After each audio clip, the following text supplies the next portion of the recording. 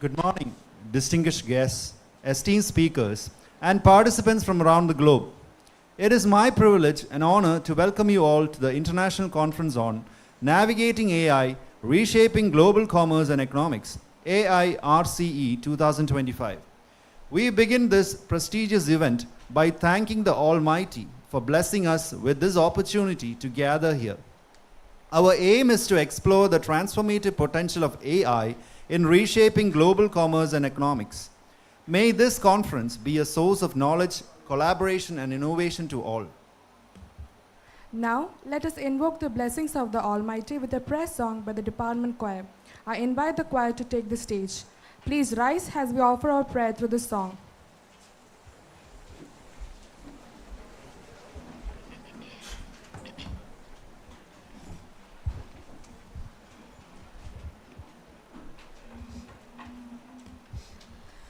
What a friend we have in Jesus, all our sins and grief to bear. What a privilege to carry everything to God in prayer.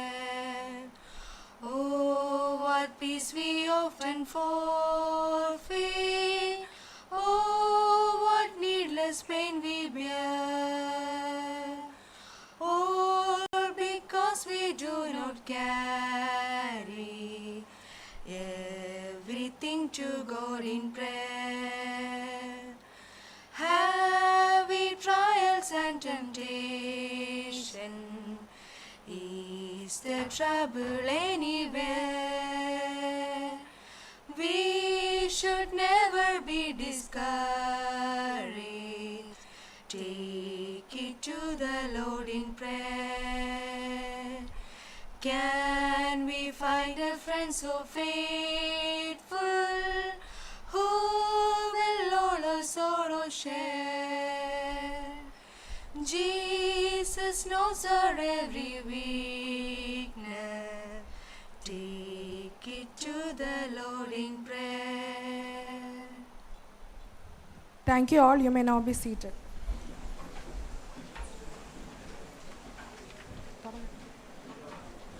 To officially commence this event, I invite Dr. Benson Kunjukunya, HOD, PG Department of Commerce, MTCST, Ayur, and General Convener, AICE, to deliver the welcome address. Please join me in extending a warm welcome. Good morning to all. Honorable Vice Chancellor of the Cluster University of Jammu, Dr. K.S. Chandrasekhar, our esteemed manager, distinguished dignitaries, eminent scholars, colleagues, and everyone joining us online, a warm welcome to all of you. Mardama College, established in 1995, takes great pride in its ongoing journey of growth and achievement. Today, we are delighted to host the third international conference organized by the PG Department of Commerce in association with the Federal Bank, Indian Accounting Association, and the International Skill Development Corporation, UK. Artificial intelligence is transforming the global economy, reshaping industries, and redefining business practices. This conference serves as a crucial platform for scholars and academicians to explore AI's influence on commerce, management, and economics. We are excited to welcome over 350 participants and showcase 85 research papers from across the globe. We are deeply honored to welcome Dr. K.S. Chandrasekhar as our chief guest, a distinguished academician with over 30 years of experience in research, teaching, and consultancy. As a founding member of the Department of Management Studies at Alagappa University, Tamil Nadu, and a prominent academician at the University of Kerala, he has held several esteemed positions, including acting vice chancellor and the registrar, dean and director. He has guided 64 PhD scholars and published extensively with 55 articles in UGC CARE journals. 85 peer-reviewed papers, and 135 popular articles in newspapers and magazines. We extend our profound gratitude and warm welcome to Dr. Chandrasekhar and Mrs. Chandrasekhar for joining us today, and we look forward to gaining valuable insights from his expertise at this landmark conference. We are deeply privileged to welcome Right Reverend Dr. Isaac Mar Felix Nos Episcopa, who has graciously agreed to deliver the keynote address at our inaugural session. His Grace is a distinguished scholar, an inspiring speaker, an esteemed spiritual leader, and an expert with profound knowledge across diverse fields. We eagerly anticipate his insightful guidance and blessings on this momentous occasion. With immense joy, we extend a warm welcome to our beloved manager Tirumeni to this esteemed colloquium. It is my privilege to extend a warm welcome to our principal, Dr. K. Jacob, an eminent academician and a pillar of support for our institution. We are truly delighted to have with us today and extend our warmest welcome.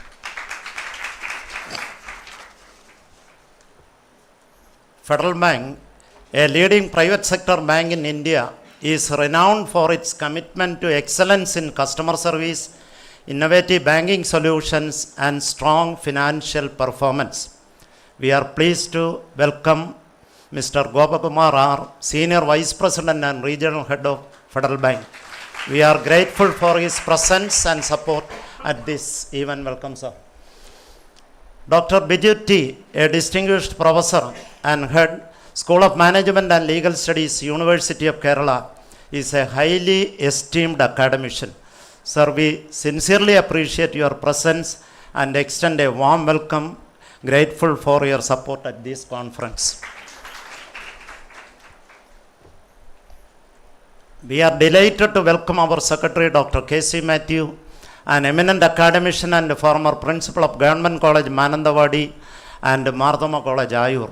Sir, we extend our deepest greetings and wholehearted welcome. Dr. Claire Walsh, Director, Institute of Analytics, UK. Dr. Teresa Jacobs, Executive Director of ISDC, UK. Dr. P. Ravi, Director, School of Management Studies, MS University, Tirunelveli. Dr. R. Kannan, Director, School of Tourism and Hospitality Management, Madurai Kamaraj University. Dr. Vishnu Kumar, Professor, Department of Computer Science, KUSAT. And Dr. Bulamin Raji, Department of Commerce, St. Mary's College, Thoothukudi, have honored us as resource persons for this symposium. Dr. S. Purushothaman, SRM Ishari Engineering College, Chennai. Dr. V. Kalai Selvam, Sri Chandraprabhu Jain College, Chennai. Dr. B. Kalayarachan and Dr. Chandramouli from Wales University, Chennai. Dr. R. Ravi, DRBCC Hindu College, Chennai. Dr. Srila Krishnan, Dr. Roni Jain Raju, Dr. Suman Alexander, and Dr. Nidhin Venugopal from various higher education institutions across Kerala. We warmly welcome our esteemed panel of research experts who have travelled from afar to join us today. We also extend a warm welcome to Dr. Gabriel Simon Tattil, Senior Vice President of the Indian Accounting Association, Alex Varghese IAS, District Collector Alappuzha, Dr. Rajidi Nair, UAE, and Mr. Sharath Venugopal, Regional Head of ISDC. I extend a special and affectionate welcome to the present and past Director Board members, former officials of Marthoma Yetark, former Principal Dr. Joseph Mathai, a Board Member Advocate K. Ponnachan, Dr. Jacob Thomas, Professor, Dr. Ambali Kumar, Principal, Marthoma Institute of Information Technology. I would also like to welcome heads of various departments, faculty members, non-teaching staff, and students from various departments of Marthoma College attending this conference. I extend a special and profound welcome to the reporters from Malayalam Manorama, Madhubhumi, and Deshavimani newspapers. Last but Certainly not least, I extend my heartfelt gratitude and welcome to all faculty members and students from the PG Department of Commerce. We are delighted by the presence of academicians, distinguished researchers and students from various universities and colleges. It is indeed a glorious moment for us to extend our hearty welcome to you all. We look forward to a fruitful and successful conference and hope that all attendees gain knowledge, enjoy meaningful discussions and benefit from this gathering.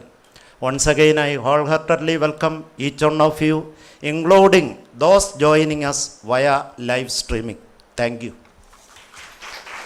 Thank you, Dr. Benson Kunyunye, for setting the tone for what promises to be an inspiring and thought-provoking conference. We now move on to the keynote address by Right Reverend Dr. Isaac Ma Felixnos, Episcopa, Manager of Marthoma Etak. Everyone, please join me in welcoming Right Reverend Dr. Isaac Ma Felixnos, Episcopa.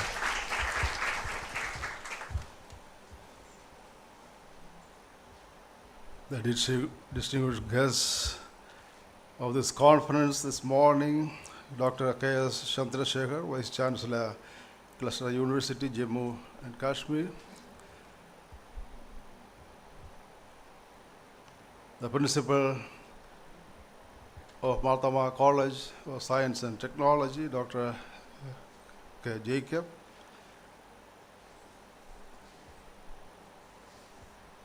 Dr. Benson Kunjuj, Professor and Head of the Department, Commerce Department,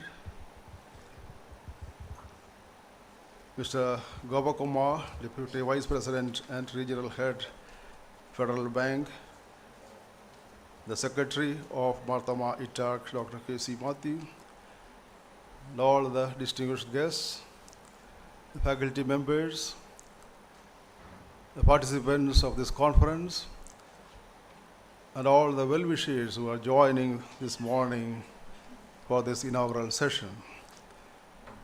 Greetings to all of you and a warm welcome to the Marthoma College of Science and Technology.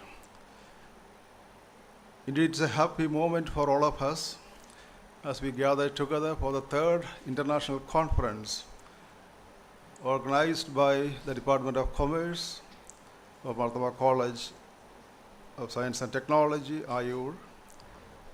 It's a wonderful experience. Of course, last year I was here and I could experience how it was conducted and how it benefited for all the participants. The two-day conference was well organized last year, and this is the third conference, and I wish and pray that God may continue to bless everyone who is participating in this conference, and God's abundant guidance be with us.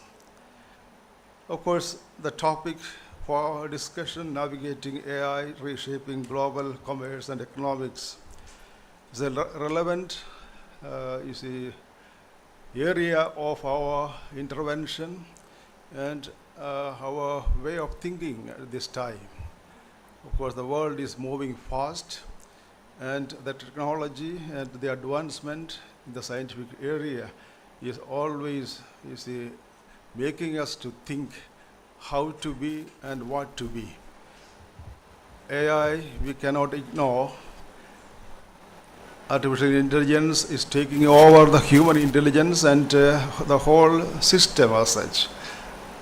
Quite often it is said that it is capturing the whole lifespan of society at large. So how to cope with the situation, how to handle the situation, that is the responsibility that we need to have so that we will be equipped to face the challenges and take forward with the possibilities.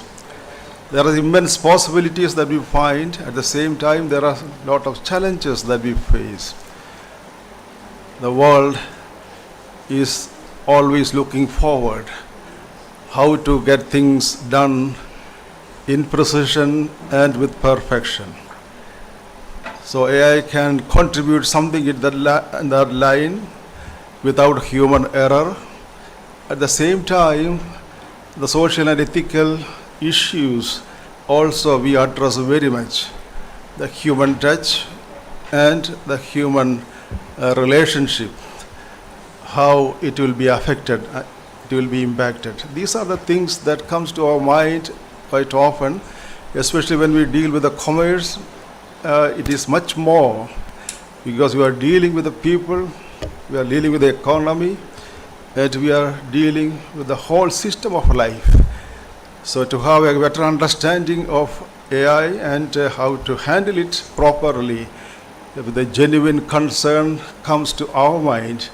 So I wish and pray that all the contributors, especially the resource persons, can highlight the possibilities before us, at the same time the challenges and how to face it and how to handle it, how to manage it. I appreciate the department for taking this initiative and all the collaborators who are associating with this conference, and those who are attending here in person and in online is the platform.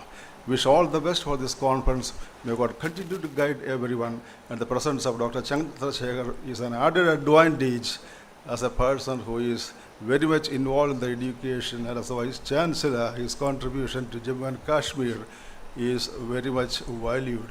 May God bless us and guide us. Thank you and wish you all the best. Thank you, respected Tirumeni, for such an enlightening and visionary keynote. Your insights have certainly sparked the curiosity of everyone in this room. We now proceed to the lighting of the lamp ceremony, symbolizing the illumination of knowledge and wisdom. I invite our esteemed dignitaries on the dais to participate in the ceremonial tradition.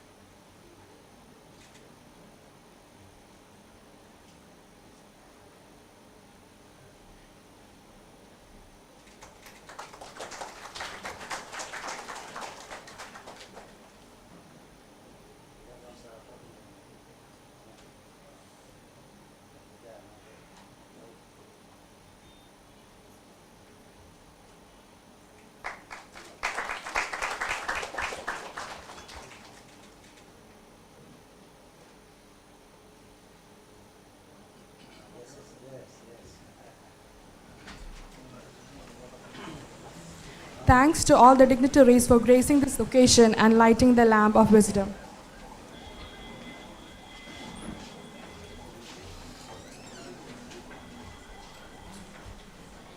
I now invite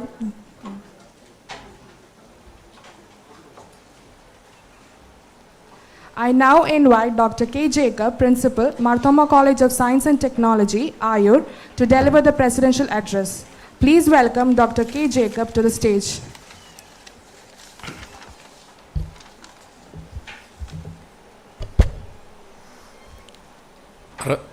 Respected Manager, Right Reverend Isaac Marvelix, Episcopal, Honorable Vice Chancellor Dr. K.S. Chandrasekhar, Dr. K.C. Matthew, former Principal and Secretary of the Governing Council of the College,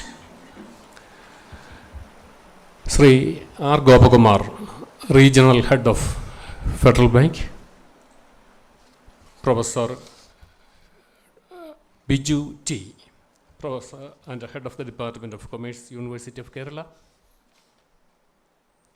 former Principal Dr. Joseph Mathai, former Secretary Professor G. Jacob, Principal of MIT, Professor Amblikumar, Dr. Benson Kunjukunj, Head of the Department of Commerce of this college, and the leader in organizing this seminar. Dignitaries, distinguished guests, professors, participants, and students, I extend a warm welcome in this momentous occasion to all of you.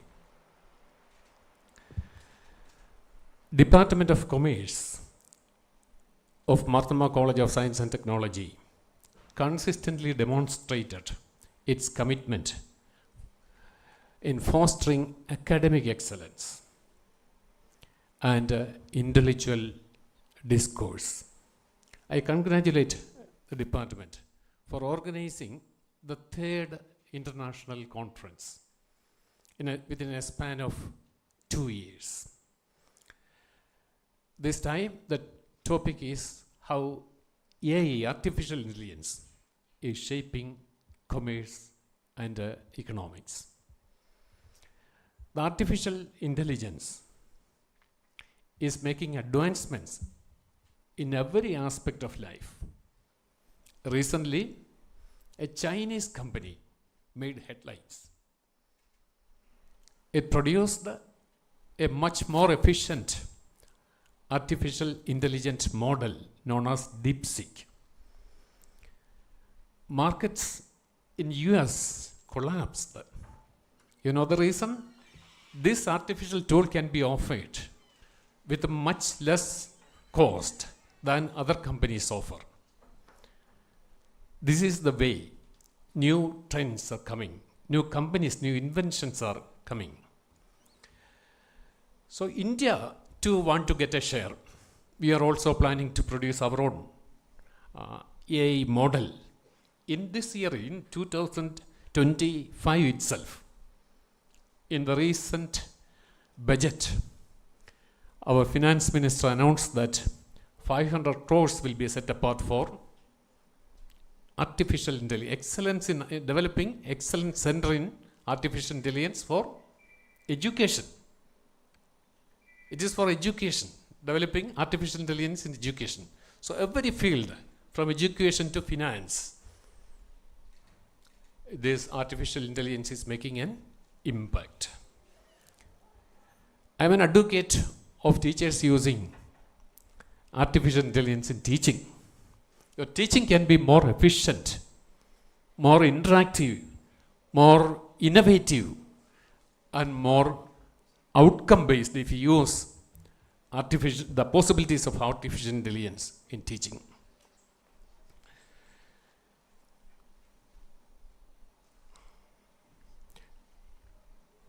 The artificial intelligence, there are many tools. So intelligent investors are making predictive analysis using artificial tools and making informed investments in markets. So the possibilities are very high. So we are here to explore, innovate, and find what are the changes that are going to bring, or what are the effects of this tool in commerce and economics. Our honorable VC is here. Our education sector is poised for a big change. As we know, in Kerala we have introduced the 4-year degree course last year. Now the government is planning to allow private universities in Kerala. Foreign universities will start functioning in Kerala. So there will be a lot of changes in the educational scenario.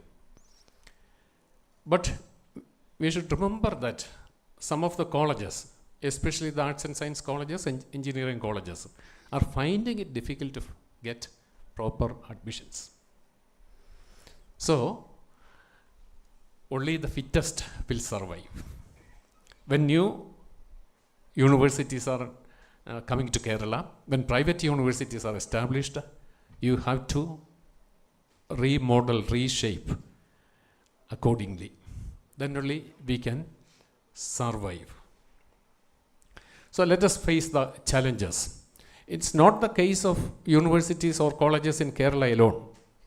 Yesterday I read a news that a university in the UK facing challenges in admission. They are running into losses, making deficit. So they are planning to spread to different countries to overcome this. So there are changes. There are challenges by the institutions. We have to find ways to overcome these challenges in the educational scenario. The Honorable Vice Chancellor is a good friend of Marthoma College. He has visited our institution many times. I take this opportunity to express my sincere gratitude on behalf of Marthoma College. As Thirimeni mentioned here, Marthoma College is on its 30th year. We are already an accredited institution. We run 12 UG programs. We have 6 PG programs. We are trying for research centers in our college.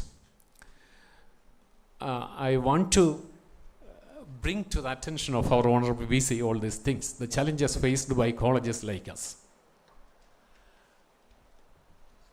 I hope that this conference will serve as a catalyst for new ideas, for making new connections, and for new research topics. I wish all the best for this conference. Thank you. Thank you, Dr. K. Jacob, for inspiring words and leadership. We now have the inaugural address by Dr. K. Chandrasekhar, Honorable Vice Chancellor, Cluster University of Jammu, Jammu and Kashmir. Everyone, join us in welcoming Dr. K. Chandrasekhar to the stage. Good morning to all of you.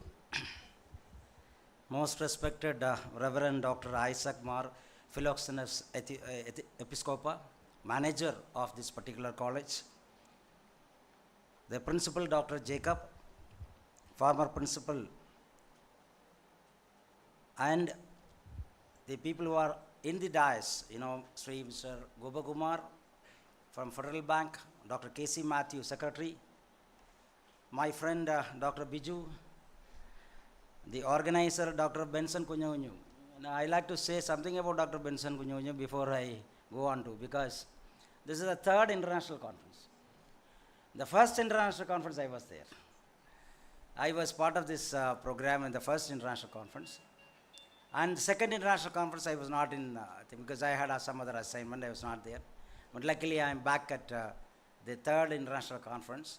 Only thing is I am only inaugurating the conference. The earlier I was delivering a keynote address, now I am doing the inaugural address.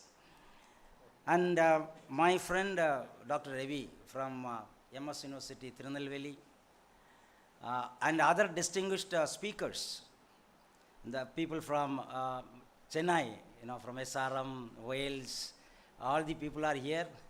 And my friend Dr. Jacob Thomas, who is a very long-standing friend of mine in the commerce domain. Other dignitaries, my very good friend Dr. Ambali Kumar, Dr. Ambali Kumar, who is the dean in the Department of Management and Entrepreneurship at Kufos, and he is decorating the principal director of this particular management department here. Extremely happy to see all of you back again. As what the Reverend Thirimeni said, he very clearly introduced AI. Now, one thing I would like to ask, first thing, like one of the student who is seated here, I am just asking one single question. One of you, okay? How many phone numbers you remember? How many phone numbers you remember? Your fathers, mothers, brothers, sisters, beyond which? Even sisters, brothers also not there. You might be knowing your mother's and father's number. Long back when we had the landline, we remembered all the phone numbers. Minimum 10 to 15 phone numbers we used to remember, and just like a pick of a call, we used to make calls. And after that, the advent of technology, that technology has changed our lifestyle and pattern. Slowly we have allowed ourselves to be taken over by the machines. Now, you don't even know the numbers. Remember, if you lose your mobile phone, what would happen to you? Gone. You will feel you have lost everything in your life, because everything is stored in there only. You don't know how to retrieve it after that. I remember some of the people calling me saying that I lost the phone, and luckily I was able to find your number from a website, and that is why I am able to call you, because they don't remember. They don't remember. That is the most important behavioral change which is happening to us because of the AI onslaught. AI is literally taking over us. Earlier, students used to very sincerely work and prepare reports, prepare projects. Now, they don't do anything. They leave it to ChatGPT. Let ChatGPT do it. And they leave it to AI to do it. Any new technology which is coming, they are interested in that. And they are not interested in developing their own brains. That is where AI is literally taking over us. Of course, it has a lot of benefits to the business. It has a lot of benefits to society. No doubt about that. But there is going to be a time when we are, if at all we are not keeping our system intact, we are going to be completely engulfed by the AI.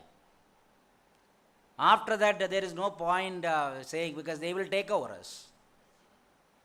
They will already take over us, because you see, just see what was the case earlier. We were driving, we were trying our level best to get our L license, then to the license, driving license, and then we start driving very carefully, and then we navigate to the roads, and accordingly we used to go through. Now we have self-driven cars. Self-driven cars.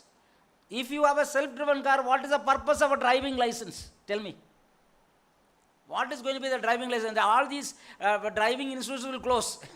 All these, the testing mechanism will close. What will happen eventually? Eventually, the AI will run you. They will tell you where you are going today.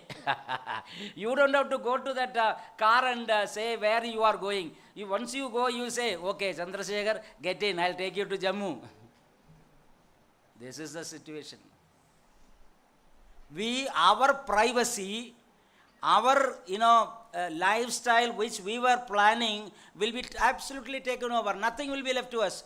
Even your credit cards, your the bank worthiness, all will be known outside. People will know. You go to a particular, say for example, a shop to buy something. First they will ask, after some time I'm talking, not now. And they will ask, what is your name? Okay, you are Dr. Benson Kunju Kunju. Okay. Dr. Benson Kunju Kunju, you can purchase products worth only 1.35 lakhs, not beyond that. Over. Over.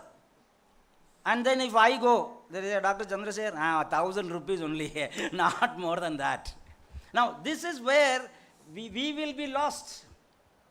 And the business will thrive, no doubt about that. Businesses will know that who have money, who doesn't have money, all that will be known, because there will be more new algorithms set up, and these algorithms over a period of time will become a model, and that model will be deciding what to buy, what not to buy.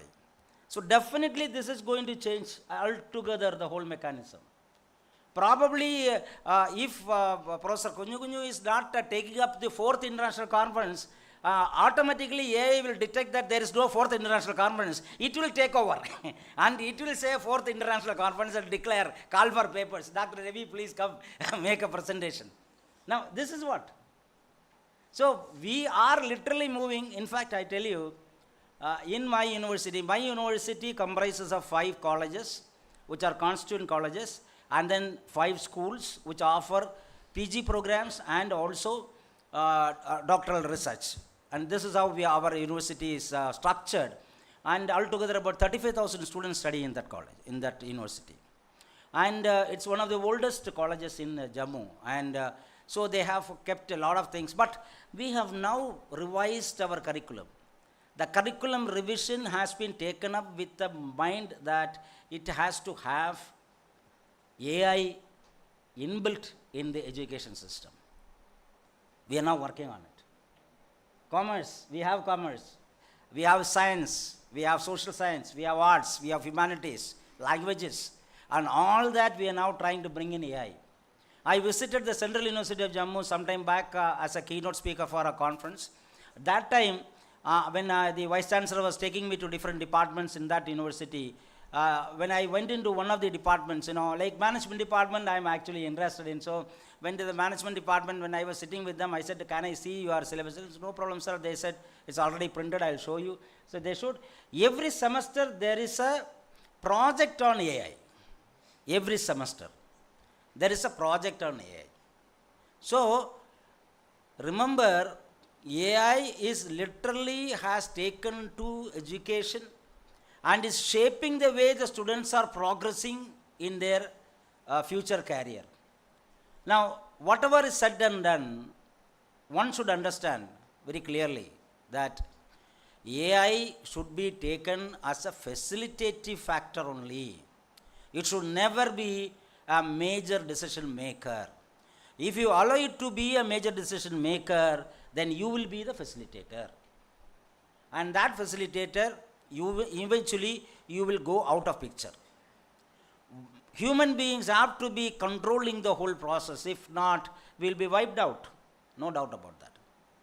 And not only me, a lot of people are saying this, that this is going to be the scenario, the doomsday predictions which people are making, which would end up in such a way that we will end up in serious trouble and human beings will not be in a position to. At that point of time, there will be no caste, no creed, nothing. Now we are fighting.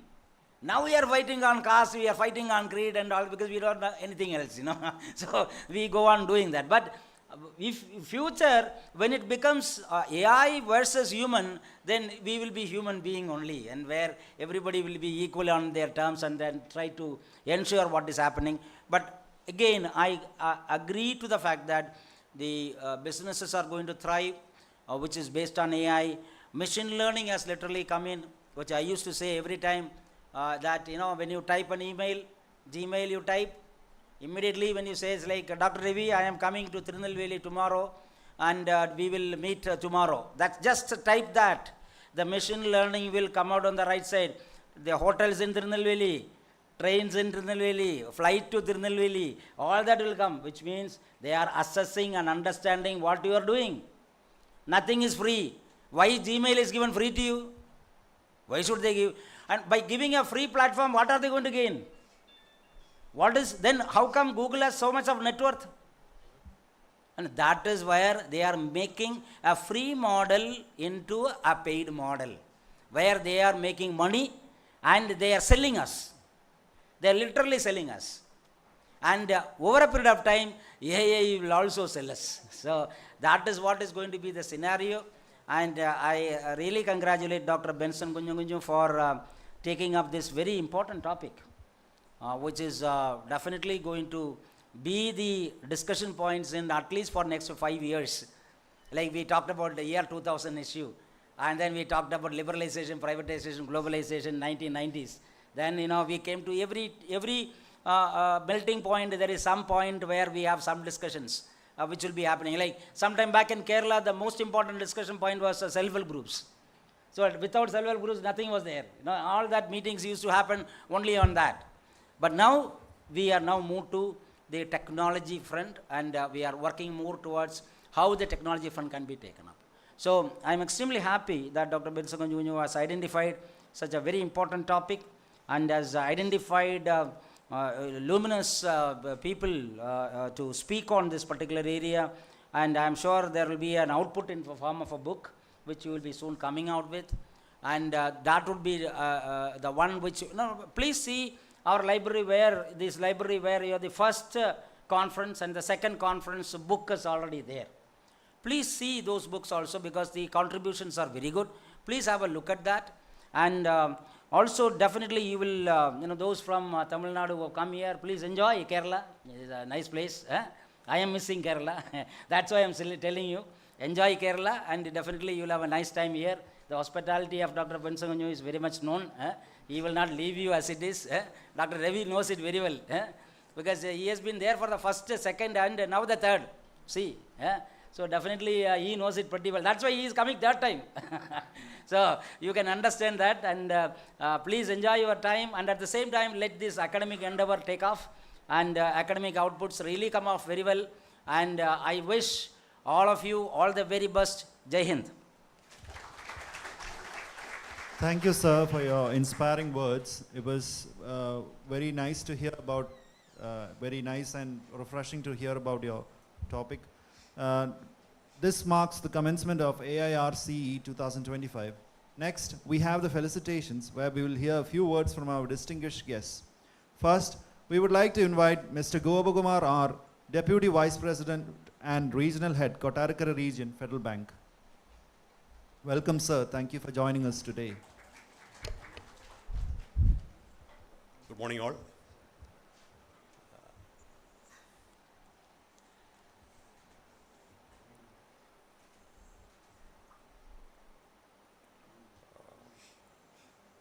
Distinguished guests on the dais and off the dais. Morning, all of you. In fact, standing here in front of you, representing a bank, not from the academic, efficient, illuminant people. So I am entirely coming from an entirely different background, but really happy to be here along with all of you, and I would like to thank the college authorities for inviting me to this function, because this also is an opportunity for me to learn or learn something more what is happening in our colleges and institutions. Many times we are visiting various colleges for our recruitment processes. Like that. But this kind of a seminar or international conference is the first time I am attending. But whenever we are visiting colleges or institutions, we are getting the feeling, or we are getting the differences between students, the students coming for interview or for any recruitment process and all. When we are visiting one college, when we are visiting another college, we are getting the difference of their approach, their caliber, their thought process difference, their skill set difference, their orientation difference. All these things are because of the curriculum or the things which they learn apart from the curriculum from the colleges. So the colleges or institutions, educational institutions, which are giving these kind of opportunities, international seminar on a subject, especially AI, as sir told, it is very much relevant right now. And I think for the last so many months, AI is in the news. As Principal Sir also told the same thing, that the DeepSeek was in news last week, and that was directly related to our banking system also, because the share markets, internationally share markets fall, and a lot of news were there. So eagerly I have also read that things. Today morning while I was coming from Kollam, on the way I was reading the newspaper, today's paper, and there was a news. That is a happy thing I have to share to you. there was an interview between our Open CEO, Sam Altman, and our IT Minister, Ashwini Vaishnava and all. So there it was told that in 2023 and all, this Open AI CEO told that India is not having the potential to grow further in AI and all. They will be always, like that. There some negative comments were there in his news and all.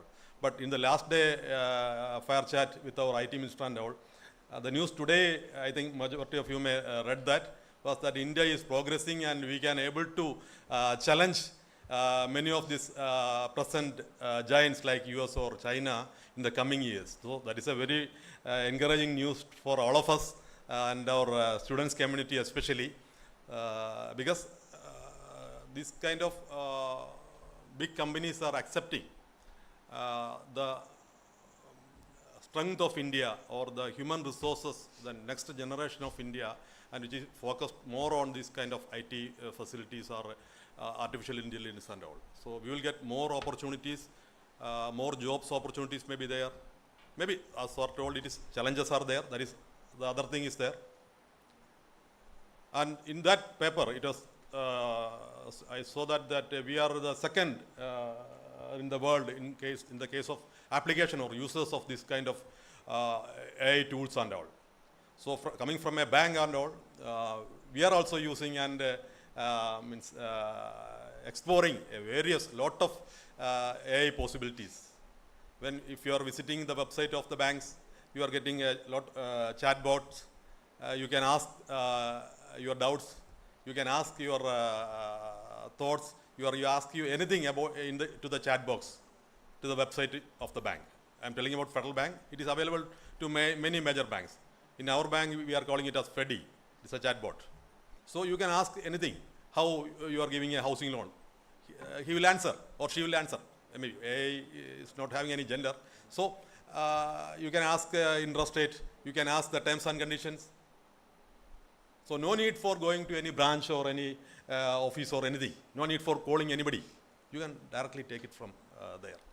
And for our case, Federal Bank case, I am telling we are very much upfront in all these kind of innovations. In fact, we are first in Kerala to introduce ATMs here in 1996. And digital innovations, we are, I hope majority of our students and college faculties are using Federal Bank ATMs, or we are having an ATM here, or Federal Bank FedMobile for your operations.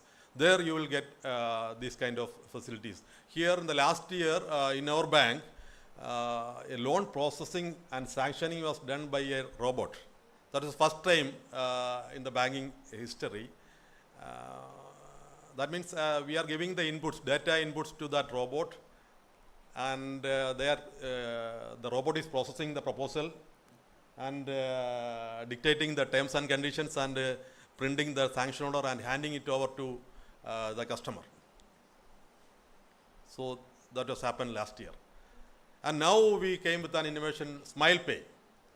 That also we are paying through ATMs, or we are paying through ATM cards, or we are paying through scan and pay, or what are IMPS and all. You know the terms and conditions. Now by giving a smile, your account will be getting debited and the payments is happening. So that is the world we are now talking and we are living. So this is the right time to organize a discussion or a seminar, international seminar about this subject. And I congratulate the Marthoma College authorities, the visionaries here, for conducting a seminar like this. And I wish all the best wishes to all of you. And I request all my young students and other academicians present here to utilize or encash the opportunity to learn more and get more insight to the subject, and please apply that thing in your studies and keep these points in mind, because whenever we are interacting, coming to the within 1 minute I will stop my speech. Whenever we are discussing, whenever we are going for recruitment, I am telling about the recruitment part only because students are here. we are analyzing not about your knowledge level more. We are analyzing the knowledge level because academically you people are bright, you scored higher marks and that is there in the certificate. That is why you are selected to appear for the interview or test and all. But all the major companies are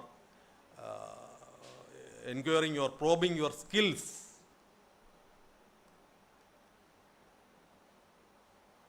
So if you are having skill, if you developed some skill during your studies from the curriculum and apart from the curriculum by attending this kind of seminars or any other activities and all, that will benefit you ultimately in your career in the coming days.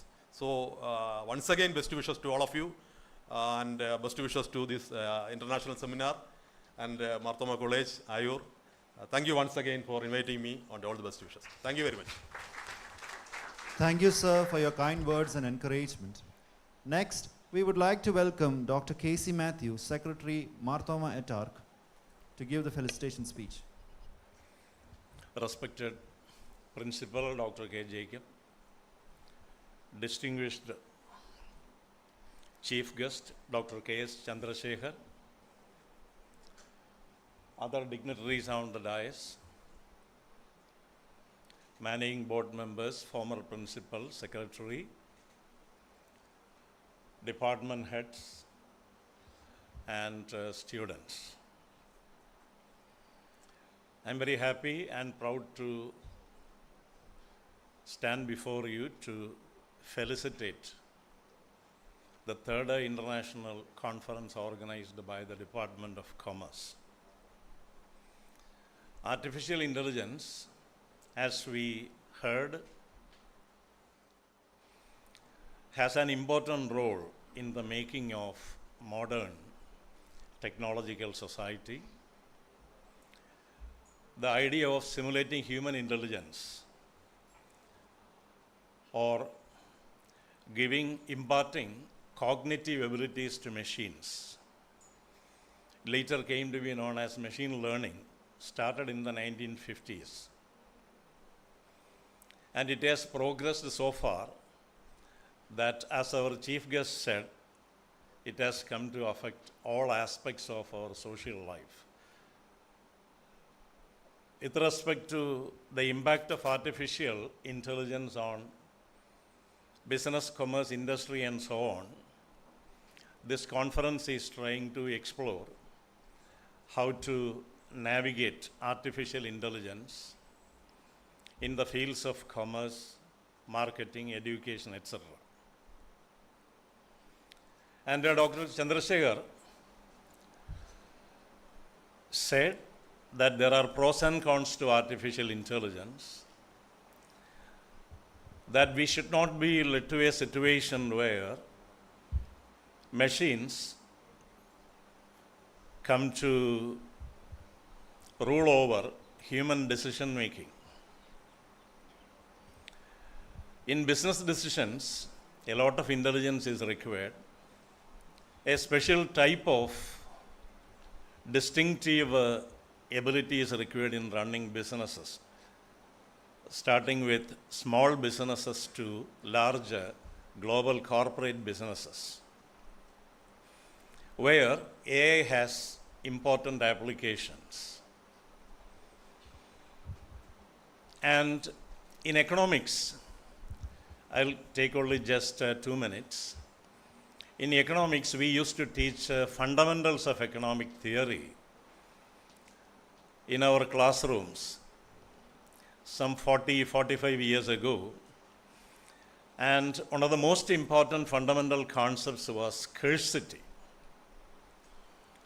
And we used to define that economics is a science that studies human behavior as a relationship between ends. And scarce means, ends means wants, ends and scarce means which have alternative uses. See, a lakh of rupees invested in a particular enterprise could have been used elsewhere. Or an amount of money, say 1 lakh rupees or 1 crore rupees, invested in a bank will fetch you some 7.5% interest on the average. And if you invest the same amount of money in stocks or in some manufacturing enterprise, it will give you most certainly some profit, some returns, which may exceed 7.5% or will be less than 7.5%. So resources are valuable because they have alternate uses, but wants are unlimited, resources are scarce. This is the primary nature of socio-economic life, in which we have struggles. Even institutions are struggling. You know that self-financing colleges are facing serious crisis on account of fall in admissions because students are not attracted to self-financing institutions as before.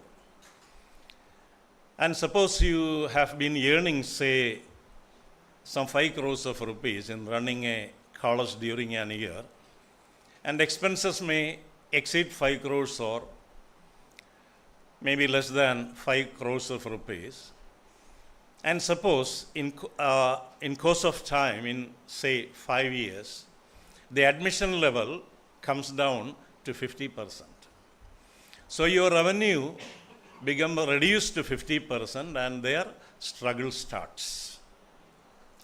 Because we are dealing with human resources. We have professors, we have a number of expenses in running a college which needs to be compensated.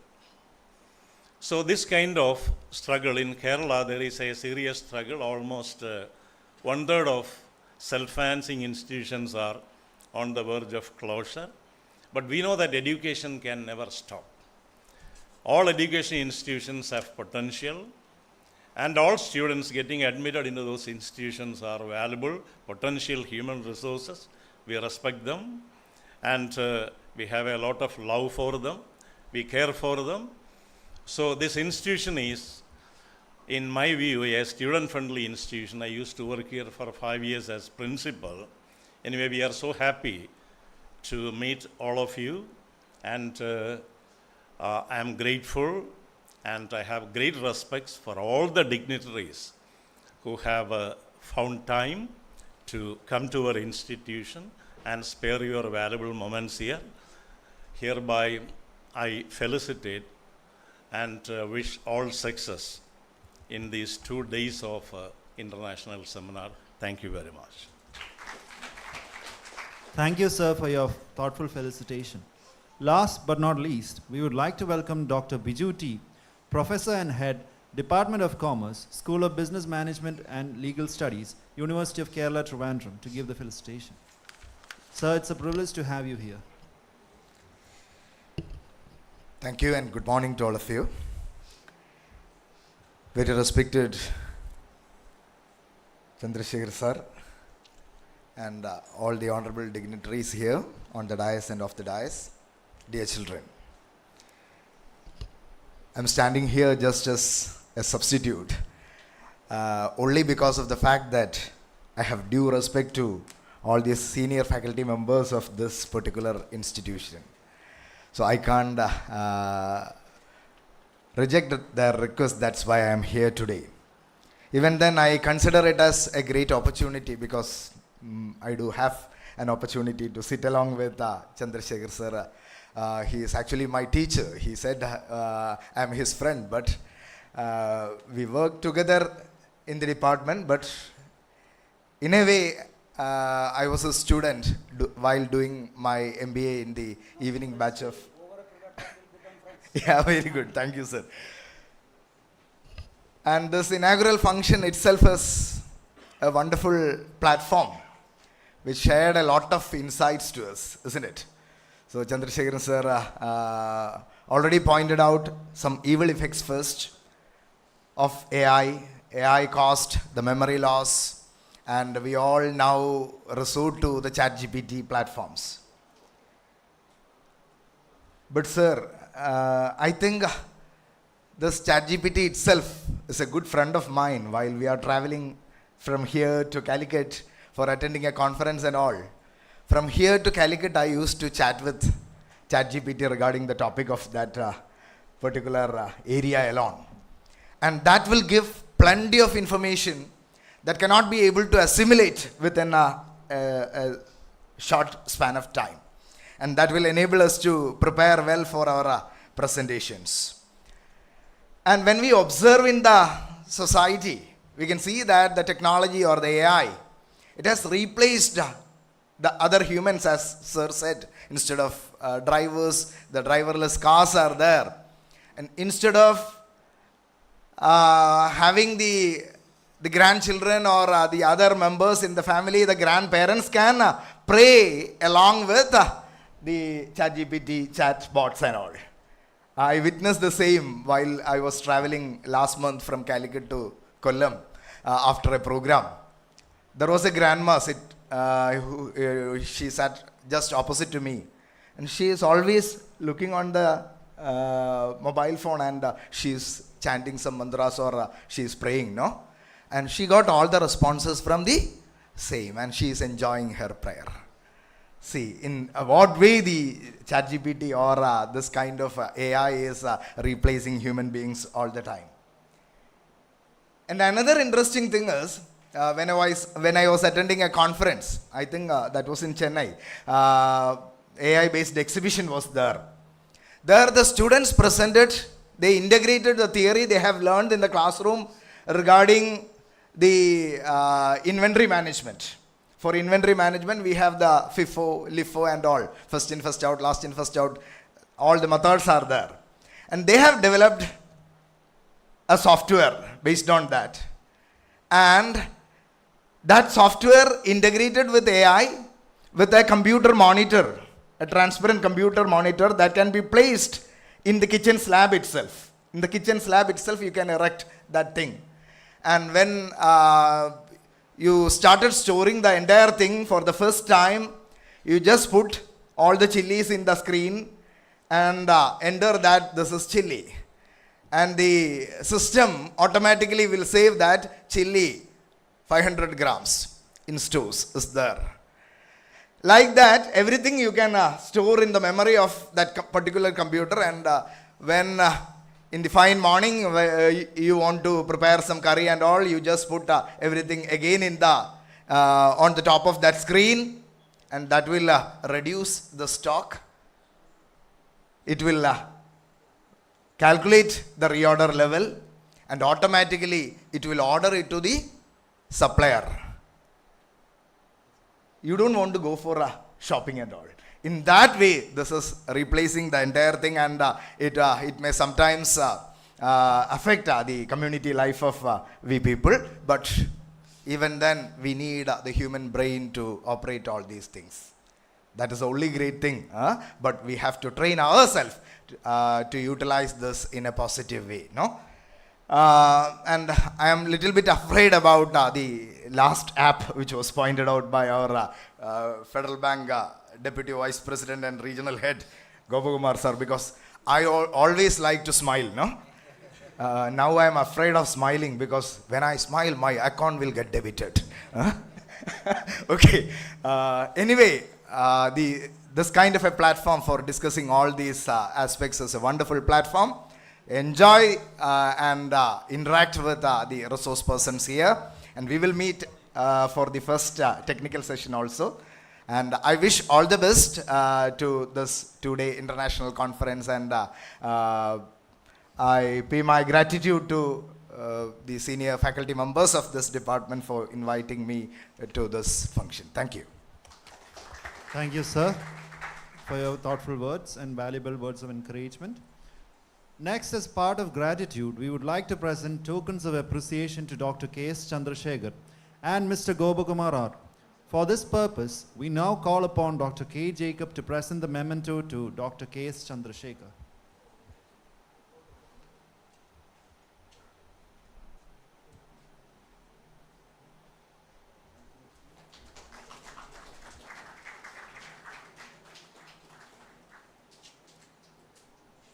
Next, we call upon Dr. Jacob Thomas to present the memento to Mr. Gopakumar R.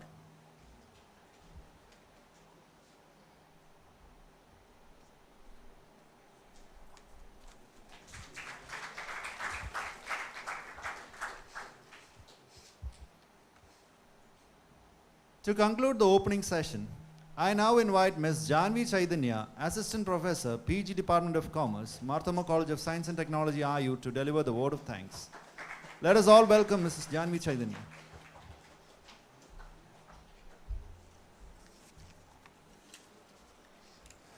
Distinguished guests on and off the dais, invited guests and delegates from far and near, heads of department, my dear colleagues and dear students, good morning. I am very thrilled at this moment. My heart is filled with gratitude and joy as I witness in front of my eyes the fusion of aspiration and hard work of the past few months. As we draw the curtains on this inaugural session of our esteemed international conference, it is my honor and privilege to extend a heartfelt vote of thanks to all those who have graced us with their presence and contributed to this momentous event. We are blessed today with the presence of His Grace, Right Reverend Dr. Isaac Mar Philoxenos Episcopa, manager of Marthoma Attack, an efficacious leader who have enriched us with the words of wisdom that enlightened our minds, respected Tirumeni, on behalf of the whole team of AC and the college and on my own behalf, my privilege to extend our gratitude to you for accepting our invitation and gracing this conference. Thank you. Our deepest thanks to Dr. Jacob K., our respected principal, for his insightful presidential address. Your guidance and support are the cornerstones of our continued success. And thank you for your valuable help at various stages of organizing this conference. Thank you, sir. We are immensely grateful to Dr. K.S. Chandrasekhar, Vice Chancellor, Cluster University of Jammu, for delivering the inspiring inaugural address. Your expertise and perspectives have provided a solid foundation for discussions and set a high standard for the sessions to follow. Thank you, sir.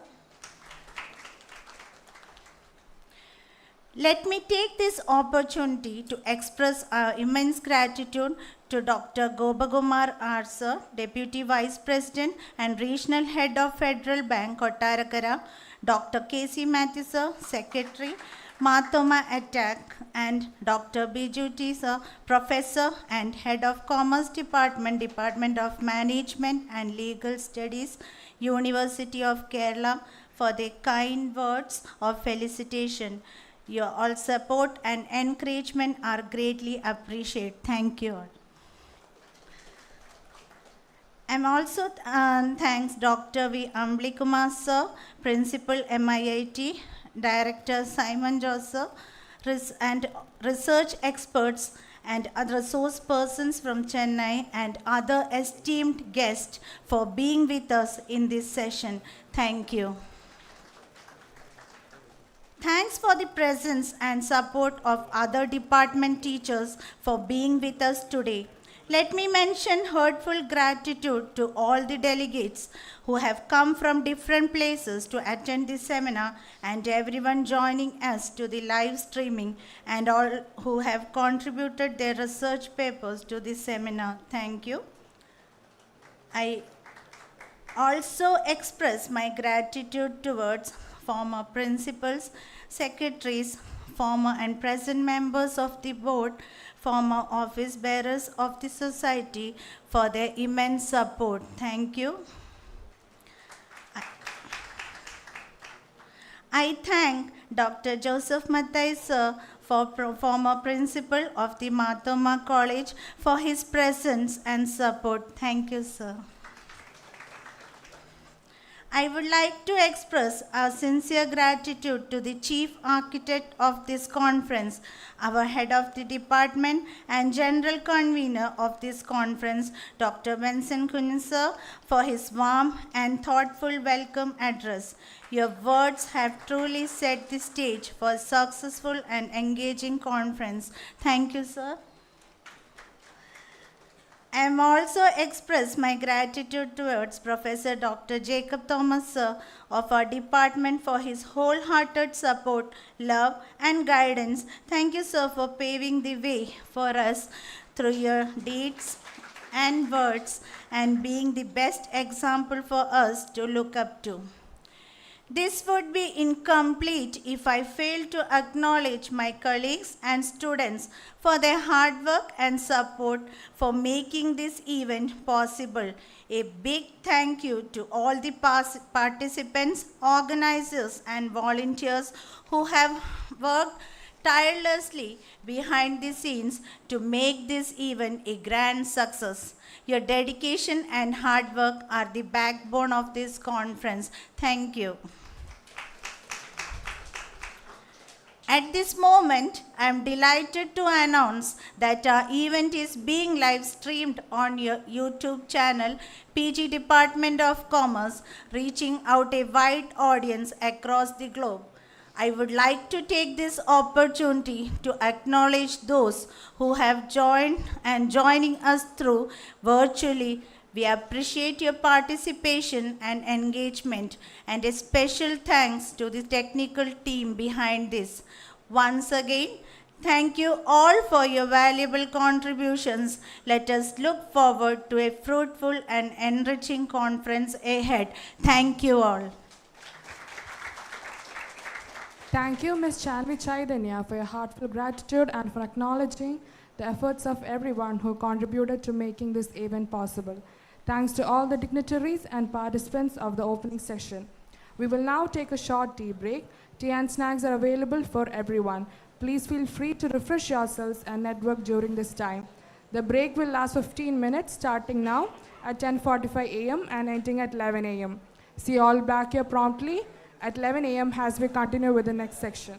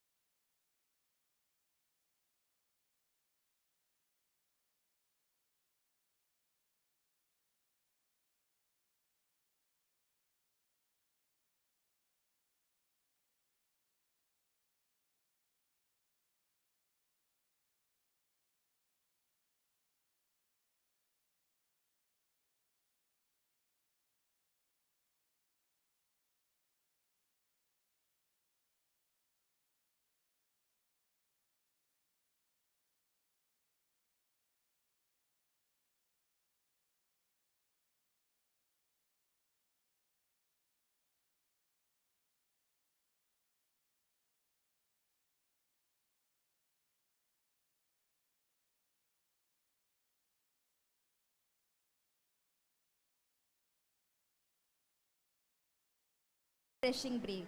We would like to request you all to keep your mobile phones in silent mode. It is now time to begin our technical session titled Implications of Technology in Business and Social Life. In an era where technology continues to transform industries, societies, and economies, this session will explore its profound impact on humanity and business landscapes. Before we begin, we would like to invite following esteemed persons to the stage. First, we would like to invite Dr. Jacob Thomas, Professor, Mahatma College of Science and Technology, Ayur. Dr. V. Ambli Kumar, former Professor and Dean, Kerala University of Fisheries and Oceanic Science, Panangat, Kochi, and currently Principal, MIIT Chadayamangalam, Kollam. Dr. Biju T, Professor and Head Department of Management, School of Business Management and Legal Studies, University of Kerala, Trivandrum.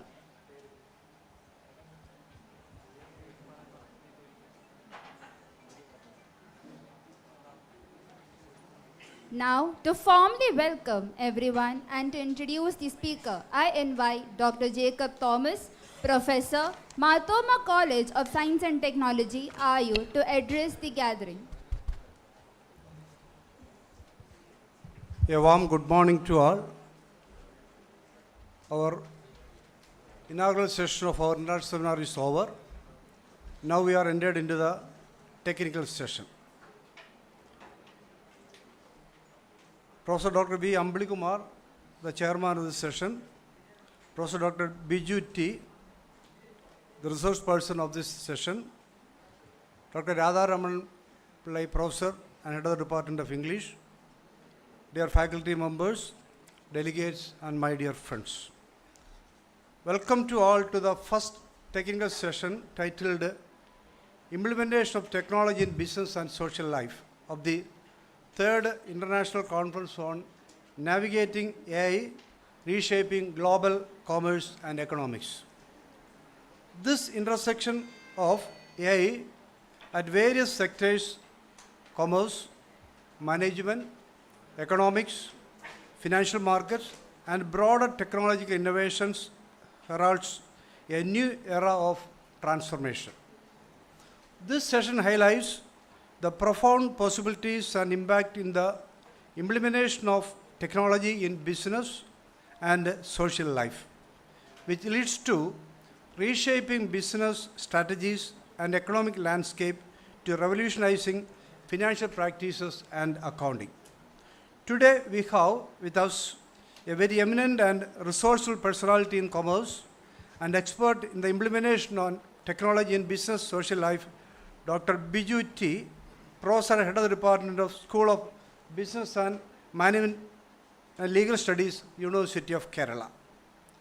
Dr. Biju, formerly a research officer of Kerala State Higher Education Council and district coordinator of Kerala State Poverty Eradication Mission. He has 20 years of teaching experience, including 13 years in the higher education institutions in Kerala.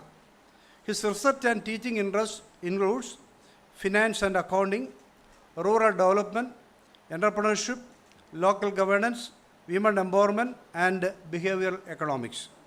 As a research supervisor of both the University of Kerala and Mahatma Gandhi University, he supervises about 15 PhD scholars. More than 50 research papers are published in national and international journals.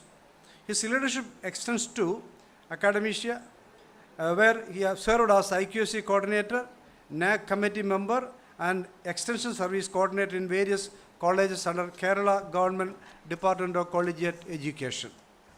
It's a blessing that we have Dr. Biju T. with us today to share his valuable views on implementation of technology in business and social life.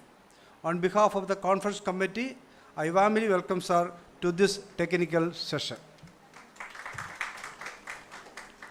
This session is chaired by Dr. B. Ambali Kumar, former professor and dean, Kerala University of Fisheries and Ocean Science, Kochi, currently the principal of Marthoma Institute of Information Technology, Ayur.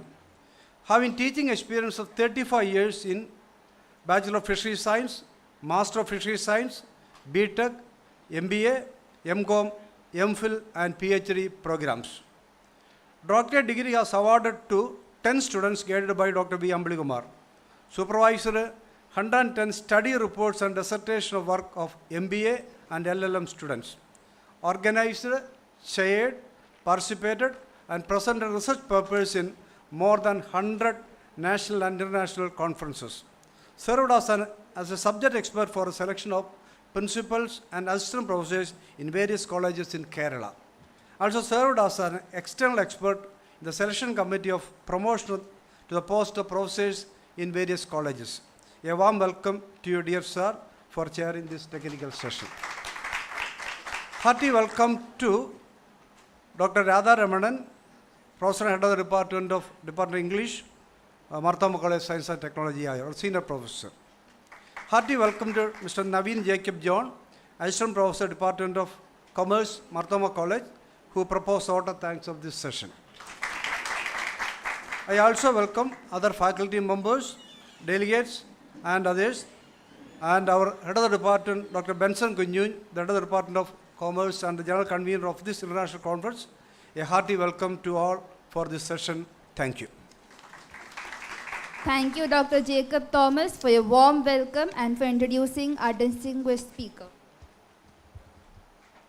Now I request Dr. V. Ambli Kumar, former professor and dean, Kerala University of Fisheries and Oceanic Science, Panangad, Kochi, and currently principal, MIIT Charemangalam, Kollam, to deliver the presidential address. So, good morning, most respected Dr. Jacob Thomas, Dr. Biju T, Professor Benson Kunjugunje, Dr. Radha Ramanan Pillai, respected faculty members, dear participants. Today's first technical session has been arranged with a very important topic, namely implications of technology in business and social life. It is really a fact that the modern technology today, which has taken the shape of artificial intelligence, has been used widely, which is going to influence almost all sectors of human life. Almost all sectors of human life. It is very, very important to note that.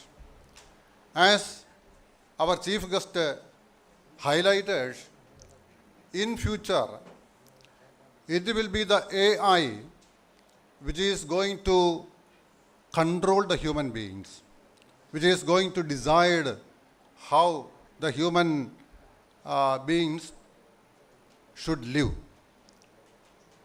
As youngsters, we know that, and also you are experiencing that you are also using the benefits of these latest technologies that are applied in different devices which you are using.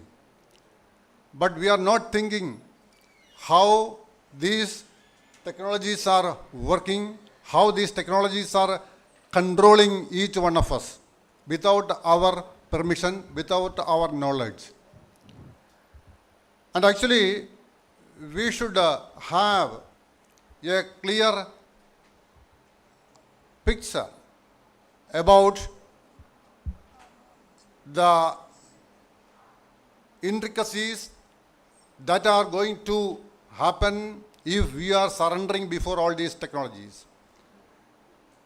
As a human being, each one of us want to live a comfortable life, a happy life, and for that purpose, definitely, many a time we have to make wise decisions, and we should not permit the artificial intelligence fully to control us. We can use definitely, and of course, we should understand that the application of these technologies may go to any extent which we cannot imagine now, So that much seriousness it should have, and we should keep in mind.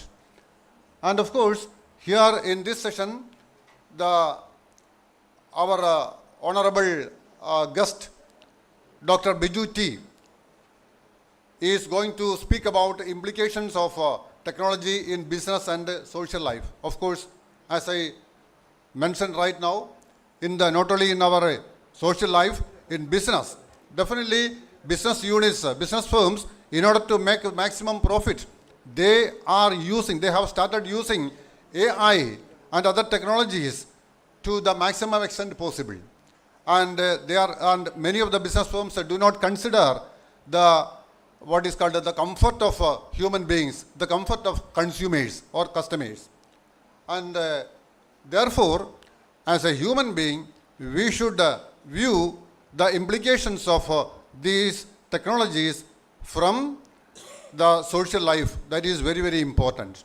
So anyway, I invite Professor Biju T to make the presentation, and I also request each one of you to listen carefully and also to give your own, to throw your concerns, you have to bring out your concerns before this forum for discussion. And also you can raise questions. You can, if you have any doubts, that also you can clarify. So I again invite, with your permission, I invite Biju to the able leadership of Benson sir. Congratulations, sir. And then she is there alone. She can't share such kind of things to everyone. And she is saying that even the teachers, some of the teachers are not dependable. That's why I'm sharing it with you, sir. So I prayed a lot and went for sleeping. Very next morning, I got a call from a professor from Pulpulli Parshiraja College. They organized a workshop for teachers in Wayanad. And in that workshop also, they invited a professor from Calicut for taking the session. He met with an accident on that fine morning. That's why they invited me as a substitute. I said, sir, I can't come because this is my last day. I need to put my signature in the college. Otherwise, I can't be able to relieve from there, no? Then he took permission from my principal and I went there. I shared my experiences with my students there. At the lunch time, one sister was actually a teacher in Mary Mada College, Manadawadi. She asked me that, sir, we started using machineries. And these machineries form part of the factors of production, and we started call it as 4 M's as factors of production: men, money, material, and machineries. But when we input the machineries along with the other factors like men, money, and materials, some sort of complexities arises there in the business environment. We need persons who can operate these machineries efficiently and effectively. There comes the need of technologists, or in other words, the persons who are familiar with the methods or techniques to operate such kind of machines. So again we added one more factor there, and methods was inputted into the factors of production. See, now it is 5 M's, no? Men, money, material, machineries, methods. And due to the aftermath of introducing the machineries as well as methods into the list of factors of production, what was the result? The production was enhanced. Large scale production happened. Before that, we know that initially all the business people, they just catered to the need of the requirements in the local market alone, no? So they have produced something and they distributed it to the needy person in their surroundings. Sometimes they just cater into the need of the people in their district or in their local area alone. But the large scale, when the large scale production happened, plenty of inputs or resources were invested in this and they have produced a lot. There arises the need of persons like Chandrasekharan sir, because Chandrasekharan sir is an expert of marketing, no? So we have to find out avenues for marketing the producers.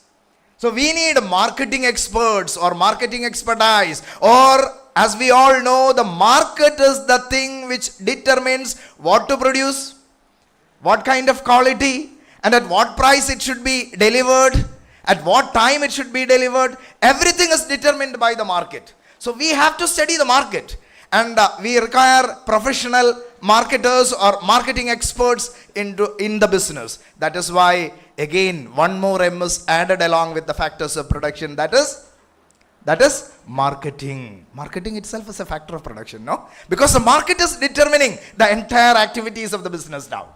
So we made plenty of researches in the area of total quality management. In the area of total quality management itself, we are discussing about Six Sigma, then various other Lean Sigma and all, various other techniques are also discussing in our classrooms. Everything is the result of technology. See, so 9 factors. Time and the quality is also added as factor of production. And now we are in the digital era. That is why you are discussing about artificial intelligence. In the digital era, information is turned to be a prominent factor. That is why Chandrasekharan sir pointed out that when you type a message in the email, immediately the other area of the computer itself will suggest hotels there, the travel plan there, everything is assimilated there. That means they are quickly a particular app for the micro enterprise groups, because I have an experience of working as the district mission coordinator of Kudumbasri mission for 3.5 years in Kollam district. That's why I am always bothering about the sustainability of micro enterprise units developed by the Kudumbasri workers and all. So we just now finished one research project on that. So we need an innovative idea to help the entrepreneurs for their sustainable marketing activity. So we made a discussion with him regarding developing a particular app with least cost to enable the micro entrepreneurs to ensure their marketing effectively. So at that point of time, he shared me that, Biju sir, you don't know that all the companies, especially the MNCs, they have already developed all these apps and stored everything in their web space. They don't need any person to write the messages or preparing the emails, sending the messages, drafting some blogspot posts. Everything will be done by the AI itself. So the AI is every day monitoring the information which is being spreaded in the web spaces and correlating it with the operations of the business, and they are immediately generating some new messages, and that will automatically posted in their website or in the social platforms and all. This is automatically done by the AI. Nobody has been employed there for doing all these things. In this era, the information turned to be the major factor of production. So now, in the digital era, whenever somebody will ask you, people, especially to the student of commerce and management, about the factors of production, we have to enlist all these 10 factors, at least these 10 factors together: men, money, material, machineries, methods, marketing, management, quality, time, and information. Information is now being added along with the list of factors of production. Okay. And what will be the future? The future of business? Innovation and intellectual property rights will be added along with the factors of production, because now itself innovation is a prime factor there. The organization which are capable of innovating new things every day only will sustain. So innovate and get it certified. That is what is called intellectual property right. I think the teachers from Central Kerala is familiar about a person who was retired from an engineering college in Central Kerala, is a mechanical engineer actually, who was the person who obtained maximum amount in the form of patenting his innovation. You know what was the product developed by him? You know the product used for plucking the coconut. Para nu nammal parayunna saanam ille. So he just observed that in his house, how the workers are doing the same thing to remove the husk of that coconut. That was a huge physical exercise needed for removing the husk of the coconut. Then he entered into his laboratory. He just fitted one particular aspect movable with an extended lever there. Just use that particular lever to remove the husk easily. And immediately after that, he get it patented. And wherever the person's producing such kind of a product, for the first 5 years, that fellow will get patent. So that is why the intellectual property right is very important. If you are fond of technology, you just think about the technology. I usually share with the ladies in Kudumbasri whenever I went for the training of the prospective entrepreneurship training programs. I used to share one particular incident. This was reported in the Hindu newspaper years back. In the back page, there was a 4-column news about 2 boys from Palakkad. These 2 boys are, one is studying in standard 10 and the other one, his younger brother, in standard 8.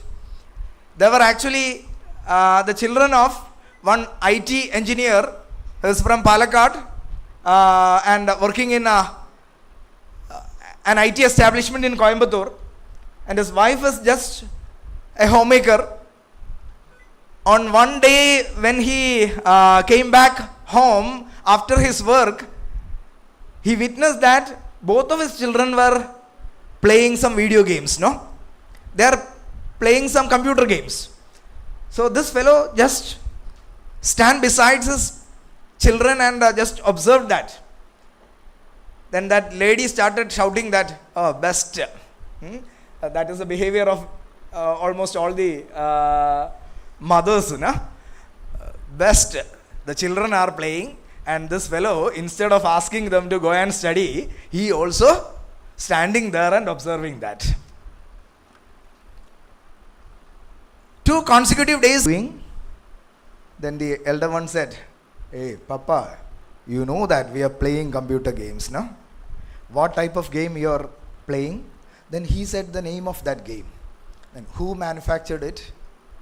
Then the fellow is like this, oh my God, asking all unnecessary questions. Even then, he just minimized that particular window and just Googled it and said, this particular company, limited liability partnership from America, they are the one behind the creation of this kind. How it is working? That is the 4th question raised by this father. Then the boy said, we don't know. We know the way in which it is to be operated. Then the father again asked, you have to know, because you are playing the same game for the last 4 days. That's why I am asking. You have to know how it is working. Then the boy started exploring that. Both of them started exploring that. And on the 5th day, the father insisted them, instead of playing this game, why can't you generate this kind of a game of your own? Then the boys asked the father, is that possible? Why? Now you understand what is the mechanism behind it. Just try to do this. I will support you, no? And these boys started exploring that. And on the 28th day, with the help of their father, they came out with a new computer game. And this father, he need to register it as an organization or a business enterprise of his children. But our law doesn't permit that. That is why he registered as an international company with his MasterCard in US. And he registered it. He made a website for that. And through that website, he started selling that particular computer game. And in the name of his children, he started a particular account also in the Standard Chartered Bank. And you know what happened then? Every day he will show the bank balance to his children. See, your product has been purchased by 3 fellows and now it has a credit of this much amount. And they started doing the same thing again. And they developed 3 such products within 3 months. 12 such products within 6 months. And they were selected as the most dynamic, successful business persons below the age of 15 by the American president. And these 2 kids were invited to have dinner with the American president in the White House. That is what the news. We are also playing video games. We are also playing all these things. But The way in which we explore the technology is the question to be paused before your mind, no? Whenever you use technology, how this technology is working, how I can develop this kind of a thing for overcoming some sort of difficulties faced by the humanity, or how I can help the business or even my family members to overcome their difficulties with the help of technology is the question need to be explored by you people, my dear young children. Then this innovation will happen. AI based automation will happen. Now everything is getting automated. That is what the smiling app says, no? Instead of having the lock and key, now in most of the houses we are using this face recognition software itself. The issue with that software is any one of the member of the family is required to open this door. No one else can come into your house, no? And now we are starting a particular enterprise in my place. This is just an extension to my research. I'm just trying to help one of the school in my place in Kollam district itself. That school, when I was a student, that school has 3,000 plus students. Now it has 350 students only. So it is gradually becoming an uneconomic school. That's why the alumni association people, they approached me, and I developed a project as an extension project of my department. And I am just now exploring. In the primary section of that school, we are just implementing a crush. Crush means a daycare center. A daycare center. And you know what is the peculiarity of that daycare center? The peculiarity of that daycare center is it has 24 hours webcasted daycare center. That means if a mother put his or her children in that daycare center, when she was in her office, she can see what her child is doing in the crush. So it is all the time it is getting webcasted, because the technology allows us to do all these things, and they are getting admission. They have only 350 children from 1st standard to 10th standard in that school, and you know, in that crush alone they are having 40 students now. 40 students. And now we are trying to develop the facilities of the primary classes, because it is a gradual process through which we are just trying to attract the students to the primary school, again to the high school, and in the high school we are developing some more artificial intelligence based programs there. So technology will help you to resolve all those kinds of issues, no?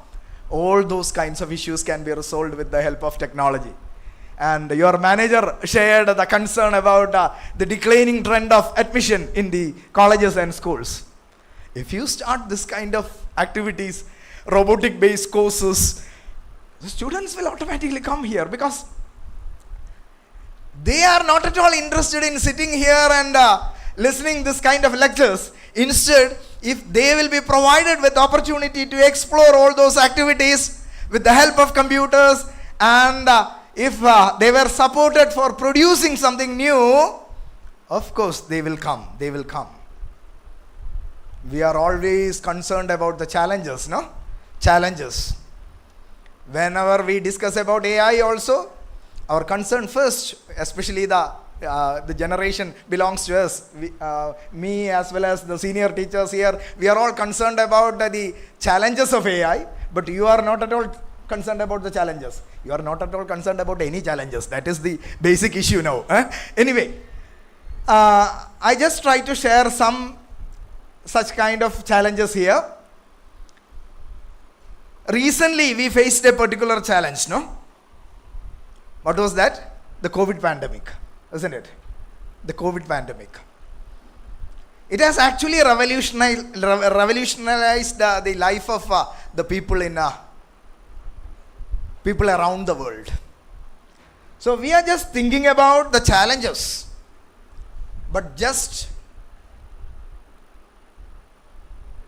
forget about the challenges and start thinking about the opportunities provided by this particular virus, coronavirus. So, what all opportunities it was, it has already provided to us.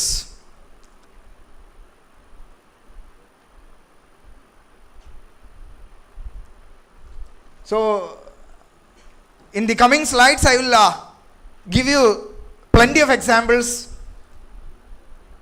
which actually witnessed or it has testified the opportunities provided by this particular pandemic. So another slide, the next slide. What is this? You know that? The 9/11 attack in the World Trade Center. So this attack again made a collapse to almost all the industries around the world for a short period of time. But this enhanced the opportunity for specific industries around the world, especially the security product based industries. They started developing new mechanisms for ensuring security of people.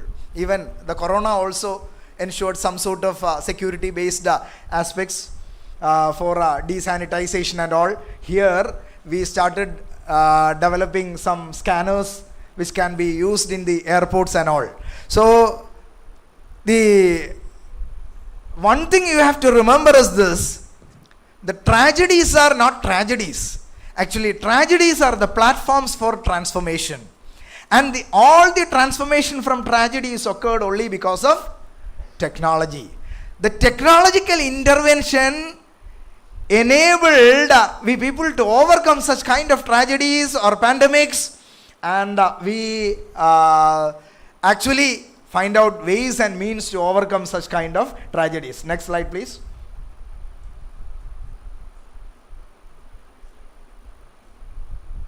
See, this is another tragedy. What is this?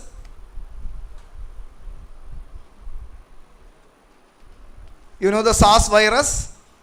Corona ke Mumbai, China il report cheyappetta saadhanam. Another health crisis. This health crisis actually transformed the e-commerce business. And of course, the corona enabled its enlargement. But the SARS actually set a platform for transformation of the e-commerce business. In 2002-2003, the SARS virus, severe acute respiratory system based virus was reported. That was again reported in the China itself, and in the South African countries also, the Southeast Asian countries also. And as a result, in China, the Alibaba.com was started as an e-commerce platform, and this is the world's largest e-commerce platform, because China is the most prominent retailer now. So that is why the Alibaba.com emerged as the most prominent e-commerce platform. So technology, again, technology is playing an important role in the commerce area. Without knowing the producer, without knowing the place from which we are purchasing something, we are just purchasing something through just by clicking 1 or 2 clicks in the platform. No? Next slide, please. Next. See, these are the opportunities provided by the coronavirus. No? You know what is this? No? Now, in the film industry itself, the persons are not bothering about releasing the film in the theaters. Instead, they are making some arrangements with Netflix, Hotstar, Disney Plus. So such kind of platforms are there, and they are signing some agreements, and from that agreement itself, they are getting some money. That is why new producers are emerging. Earlier, producing a film was a hectic task. Only millionaires can do that business, but now the boys some 20, 30 boys, they are assembling together and they are creating their own films. Then they are acting, they are narrating the story, preparing the script, directing the film. Everything happened only because of this kind of technological interventions, no? So this kind of platforms emerged only because of this. This is getting popularized at the time of Corona, no? So we stopped going to the film theaters or cinema talkies for viewing the movies. Instead, we are just sitting in the home itself and just downloading the movie or viewing it online. In that way, we are just starting viewing the movies. And at the same time, if you want to go and enjoy the theater experience, you can go to the theater. But in that theater, the desanitization process that has been emerged as a new business opportunity. In Kollam itself, 5 groups are doing this business, not only for the theaters, they are doing it for the hospitals, and they are doing it even for the households. Immediately after the surgery, if some of your relative has been admitted in a hospital in Medicity or some nearby hospital here, immediately after the surgery, some fellow will approach you. Yeah, okay, your patient surgery is over now and it is successful. He or she will get discharged within 2-3 days. After that, there is chance to get infected, so you have to disinfect the entire room where this patient is to be kept in your house. We will offer such kind of services. In that way, they are doing the same, no? A new business opportunity is there. So this kind of opportunities emerged because of the pandemic, thanks to the technology. Then again, yeah. This is a lesson from the history. Again, not that much technical, even then technology is playing a role here also. See, to give an advertisement, it is a very huge affair, isn't it? For a 10-second advertisement, an organization need to pay lakhs of rupees to a channel to get it advertised in the prime time of that particular channel.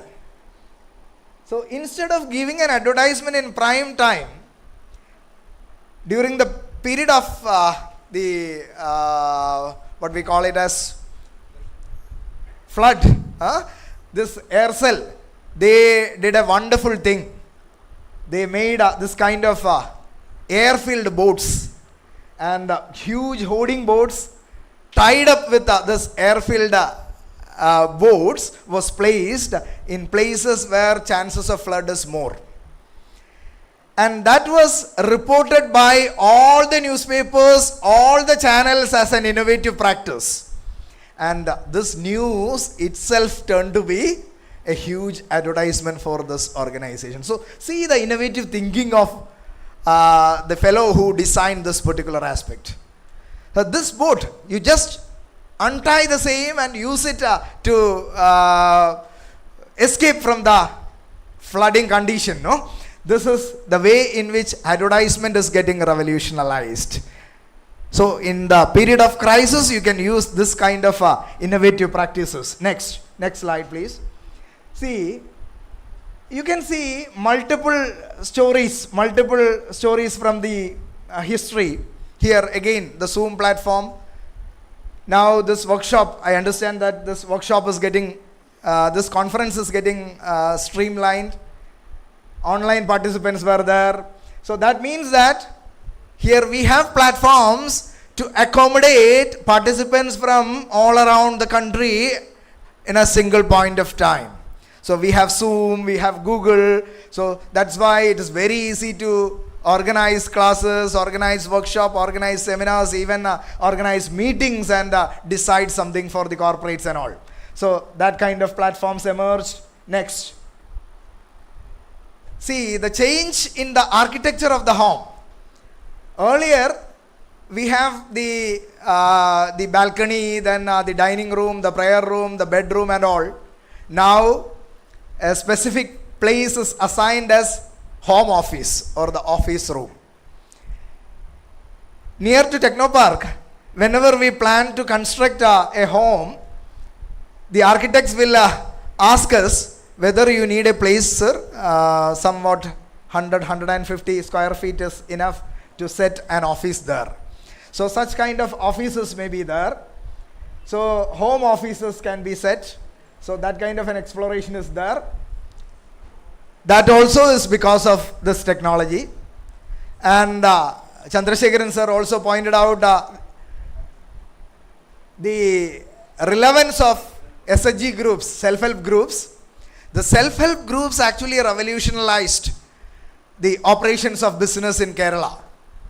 Without mentioning the role of self-help groups, we can't proceed further, especially in the Kerala economy. See, the corona itself has been explored by the self-help groups in plenty of ways as business opportunities. They developed sanitizers. Some of the senior faculty members may know that these ladies from the self-help groups, they approach the chemistry departments in most of the colleges for the technology for developing the sanitizer, and we just ask them to bring some materials and we help them to develop sanitizers, and these sanitizers get packed and they distributed it. That is why in Kerala there was no shortage of sanitizers. Again, they developed cloth bags to distribute food items. Then again, they provided home care assistance at the time of corona, palliative care assistance for the bedridden patients and all. The SHG members, they visited the home for a minor or a small amount of fee. They explored that kind of an opportunity, and on-call counseling was also there. So, even though this kind of an exploration is not having direct link with the technology, how we can explore a difficult situation to innovate something new and to create a kind of sustainable existence of business unit is a question. For that, now the technology is also playing a fundamental role, because we have online assistance, on-call assistance, on-call telephone consultation of doctors, counseling, everything is there. Okay, next. International lessons are also there. You know Google, and we regard Google as, there is a phrase itself, Google is God, because God is a person who provides answers to any question. Similar to that, whenever we have doubt, we can raise those doubts to Google, and Google will give you plenty of answers. You can select one or two of such answers. But you know the development of this Google? Here we have Google Lens, Google Map, plenty of products are there, no? You know how these products been developed? What is the history behind development of all these products? One fine morning, this fellow, the Google man, when he started going to his office, his wife said to him that, yeah, evening you should come earlier because we have to attend one marriage function, no? Then this fellow said, okay, I'll come by 5 o'clock, you please ready by 5 o'clock. But because of some urgent meetings, he couldn't be able to turn out by 5 o'clock. Anyway, by 5:30 he started from there, and some traffic jam was there, so he couldn't be able to come till 7 o'clock in the house. You know what happened then? Everywhere the family situation will be the same. So that created a lot of issues there. Then this man started thinking about a solution for the same. If traffic jam is there, how a person could be alerted earlier regarding that traffic jam, and how some alternative roads can be suggested. In that way, he just tried to map the entire routes with the help of his team, and that developed the Google map. And this little kid in 4th standard, she was doing a project, and she just showed a leaf to him and asked, Papa, what is this? He said, no, I don't know. Then she said, you are a millionaire and a great businessman, you don't know the name of this particular leaf, no? And he just assembled all his team members in the conference room, and he showed that leaf to the team members and asked them what is the name of this leaf. And interestingly, 75% of the staff doesn't know the name of that particular leaf. It's a common leaf, quite common in his place. And they started storing all such kinds of images in the memory of their system. You just click a photograph of any object and the system will say you what it is. That was the story behind the invention of Google Lens.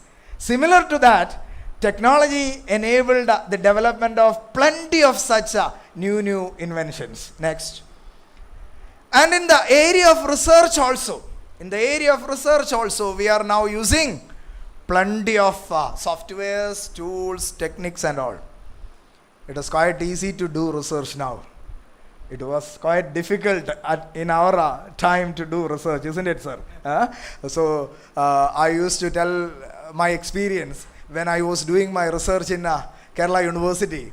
The university library research section was there, a quiet, silent place, and even the librarian is just like the ordinary typewriter, and the librarian is just like the actor in Ayur Gopalakrishnan movie, no? He doesn't speak anything. Whenever we need a book, we have to write it in a slip of paper and just hand it over to him, and he will give that book. You are not supposed to speak in the library hall. That was the time when we were doing research, and we are not supposed to take photocopies of the thesis. And we have to write entire thing. We prepared the notes, consolidated the same, finished the literature review and all. But now I am taking workshops for systematic literature review 2-3 days with the help of softwares.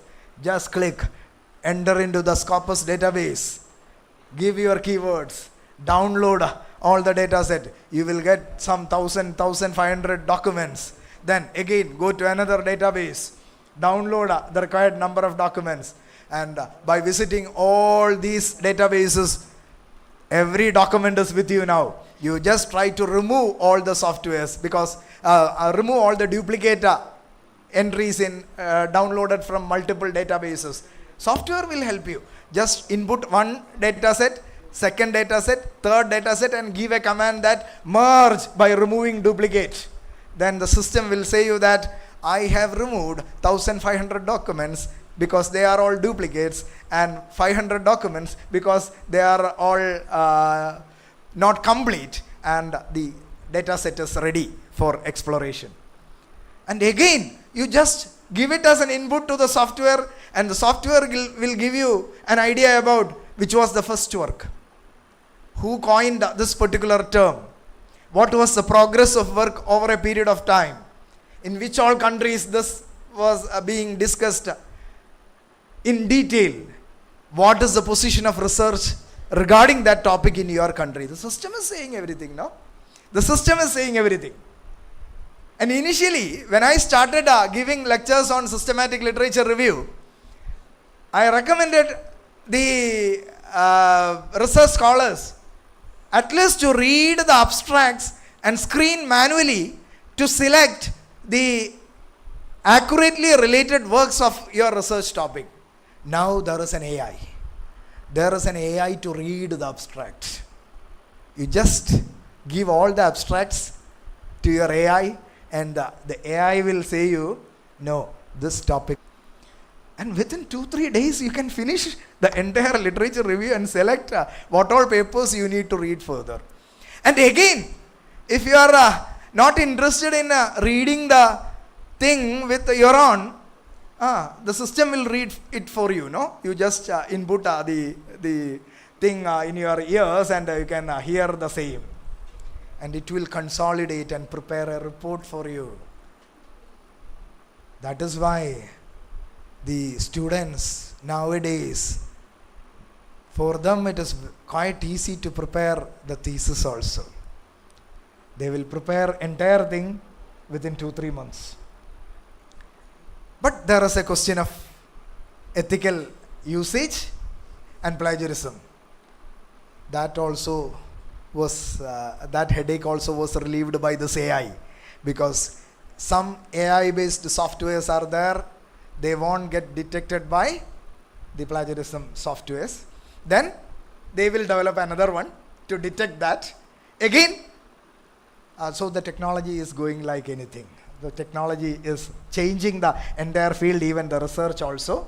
Then AI and its scope in the accounting, auditing, everywhere such kind of things are there. One of the most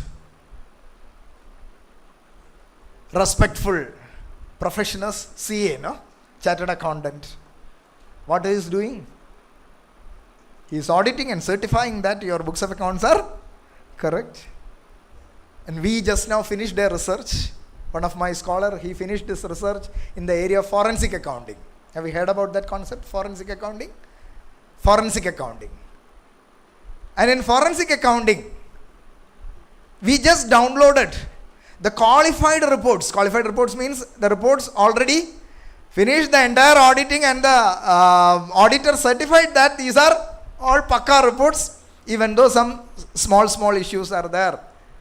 So we just downloaded the qualified reports of 250 companies. And we further evaluated with the help of software. Some tools and techniques are developed AI within no time. Because if a corporate is having this kind of an AI inbuilt forensic accounting division in the organization, while preparing the financial account itself, it will give an alert to the top level management body that, see, in the area of payroll accounts, there are some malpractices. So that kind of alert will get provided.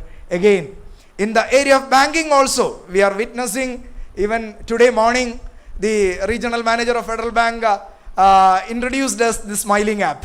The smiling app is ready. So all such kind of things are ready. And now the RBI is already proclaimed the CBDC, introduction of CBDC, isn't it? What is CBDC? Central Bank Digital Currency. What is the difference between central bank digital currency and UPI? Central bank digital currency is also a kind of payment system without having a kind of amount with you, amount in your physical wallet. You can store the money in your digital wallet and that can be used for purchasing things. That is what we are doing with the help of UPI, isn't it? Then what is the difference of UPI and CBDC? Students, please. Have you heard about CBDC? Central Bank Digital Currency എന്ന് കേട്ടിട്ടുണ്ടോ? കേട്ടോ? അങ്ങനെ ഒരു സാധനം RBI propose ചെയ്തത് കഴിഞ്ഞ ബജറ്റിൽ വന്ന സാധനമാണ്. അങ്ങനെ ഒരു പ്രപ്പോസൽ കേട്ടിട്ടുണ്ടോ? So in the case of UPI, there is a banking intermediary. And our UPI app, you may use this GPay, but that GPay is getting connected with your bank account, isn't it? And when you try to pay the amount with the help of GPay, actually it will automatically connect it with your bank account and a response from the bank is also needed. After that only the payment is getting initiated. Thanks to technology, it will be handled within no time. That is why the payment is initiated within fractions of seconds. But sometimes you may face some eventualities or difficulties. I faced that kind of difficulties. After filling my petrol tank, I just tried to pay the amount with the help of my GPay, and it was displayed that your bank server down. Your bank server down, so you cannot be able to initiate the payment now. Such kind of difficulties may be there because this UPI interface is connected with a bank. If the bank server is okay, then only, and in your bank account you need a balance also, then only you can be able to make the payment. But CBDC is entirely different. As similar to that of you are keeping your money in your physical wallet, you can keep your money in your digital wallet. You don't want to connect with your bank account. There is no such intermediary there. Just your phone and pay it.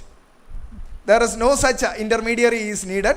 But the banking persons are objecting the same, because if that is the case, the role of bank will get reduced. So some sort of discussions were going on. It is also a field of research.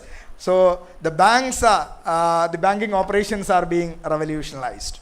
What we all need is a kind of innovative mind. I am not extending further. The second part is regarding innovation. I am not discussing that. You know what is innovation? Innovation, when we face a difficulty or a problematic situation, we have to create some idea. We all have ideas, no? But whether we execute it or not is a fundamental question. So do have ideas and execute it and capitalize it. Then only it becomes innovation. Okay. Next. I just want to check whether you are creative or not. That's why. Next.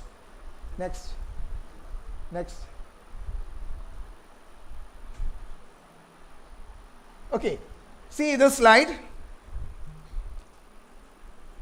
The students of commerce and management, you should have the ability to generate ideas, especially in the era of artificial intelligence.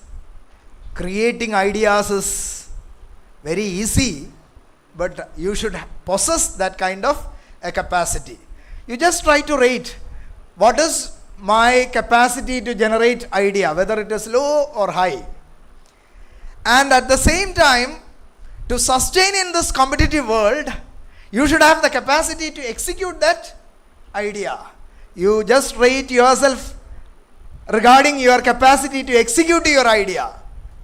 You can place yourself in the lower strata or in the higher strata for execution of ideas. You just remember your school days. Whenever we get result of the next class, same day we will create some plans, no? Next year I'll be a good student. I'll finish all the lessons on the same day itself. In that way we will create a plan. 2-3 days it will work out. And on the 4th day onwards, everything will get collapsed. Because we are good idea generators, but we are not idea executors. If you are low in idea generation as well as idea execution, you can see there is a question mark. Because your existence is getting questioned. നിങ്ങളെ ഈ ലോകത്തിന് ആവശ്യമില്ല. അങ്ങനെയുള്ള ആളുകളെ വേണ്ടെന്ന് മനസ്സിലായില്ലേ? If you are not good in idea generation as well as idea execution, you are not needed in this society. If you are good in idea generation but low in idea execution, you may be regarded as daydreamers. Somebody may be like that. You are always dreaming that, oh, ഇപ്രാവശ്യത്തെ പരീക്ഷയ്ക്ക് എനിക്ക് first rank എന്നൊക്കെ സ്വപ്നം കണ്ടിങ്ങനെ നടക്കുന്ന ആൾക്കാരുണ്ട്. So they are called daydreamers. They never get first rank, but always they are dreaming that I'll get such kind of a thing, no? Daydreamers. Then, if you are low in idea generation but high in idea execution, you may be termed as operators. അങ്ങനെയുള്ളവരെയും വേണം work ചെയ്യാൻ വേണ്ടിയിട്ട്, വേറൊരാൾ തരുന്ന command വെച്ചിട്ട് work ചെയ്യാൻ വേണ്ടിയിട്ട്. They are called operators or workers. But to be good managers, to be good businessmen, to be good citizen, you should be in the 4th quadrant, very high in idea generation ability and very high in idea execution ability. അങ്ങനെയുള്ള ആൾക്കാരെയാണ് നമുക്ക് ആവശ്യം കേട്ടോ. You just try to be in the 4th quadrant. With one small exercise, I'll stop my presentation. Next slide, please. You can see 4 quadrants here. See, it is a square. See, this is a square, and the square is divided into 4 parts. 4 squares again there, and again the similar area is divided, and that has been shaded there. No, see. Just consider this part alone, A, square A alone. In the square A, there is an unshaded part, isn't it? You can draw this one in your paper, or if you have paper or something with you, you can draw this.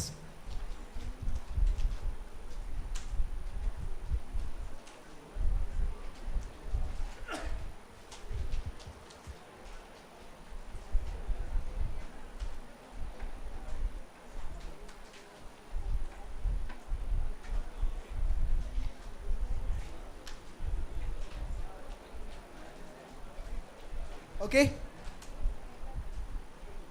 Ready? So consider this part alone, square A alone, quadrant A alone. There is an unshaded portion. You just divide the unshaded portion into two equal parts. Just divide the unshaded portion of quadrant A into two equal parts. Just divide the unshaded portion of quadrant A into two equal parts. ആ A എന്ന് പറയുന്ന ചെറിയൊരു ചതുരം മാത്രമില്ലേ, അതിൽ കുറച്ച് ഭാഗം shade ചെയ്തേക്കാണ്. Shade ചെയ്യാത്ത ഭാഗത്തിനെ തുല്യമായി രണ്ട് ഭാഗങ്ങളാക്കി മാറ്റുക. ചെയ്തോ? യാ, റോണി ടീച്ചർ ഫിനിഷ് ചെയ്തു.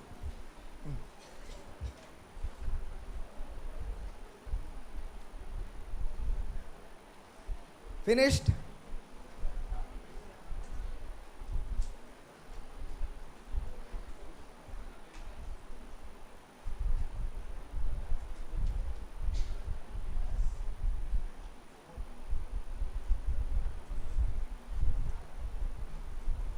Very good. Please show it. See, this may be the solution. ഇവിടെ നിങ്ങൾക്ക് എല്ലാവർക്കും ഇവിടെ ഇതാണ് എ എന്ന് പറയുന്നത്. അൺഷെയ്ഡഡ് പോർഷനെ രണ്ടായിട്ട് ഡിവൈഡ് ചെയ്തിരിക്കുന്നത്. ഇവിടെ ഒരു ലൈൻ മാത്രം, ഇങ്ങനെ ഒരു ലൈൻ വരച്ചു കഴിഞ്ഞാൽ നമുക്കിത് രണ്ട് പാർട്ടായിട്ട് മാറ്റാനായിട്ട് സാധിക്കും. Clear? Okay, come to the B, part B. Unshaded portion needs to be divided into 3 equal parts. അവിടെ ബിയിലെ അൺഷെയ്ഡഡ് പോർഷനെ നിങ്ങൾ 3 തുല്യ ഭാഗങ്ങളാക്കി മാറ്റുക. 3 ഈക്വൽ പാർട്സ്.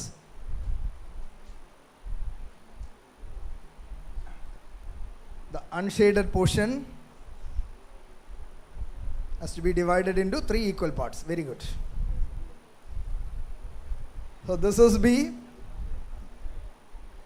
അവിടെ ഷെയ്ഡഡ് പോർഷൻ എന്ന് പറയുന്നത് അതിൻ്റെ 1/4 തന്നെയാണ്. So you just draw a line like this and above that, and it will get divided into 3 equal parts. Yes, horizontal and vertical lines will divide it into 3 equal parts. Is that okay? So come to C. Come to C part. You need to divide the unshaded portion into 4 equal parts. Unshaded portion into quadrant C needs to be divided into 4 equal parts.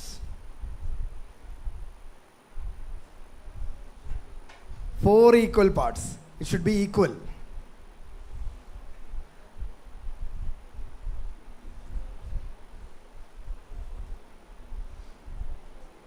Finished. Please.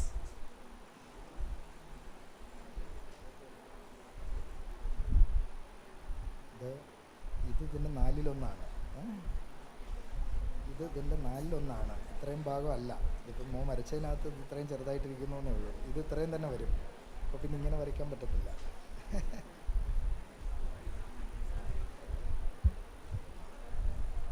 Okay, solution ചെയ്തോ? Triangles, please. And the area of these two will be high.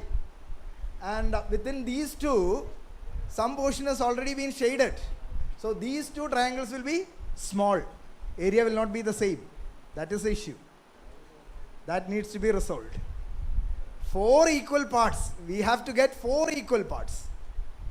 When we calculate the area mathematically, the area should be the same. That is the issue. Yes, please.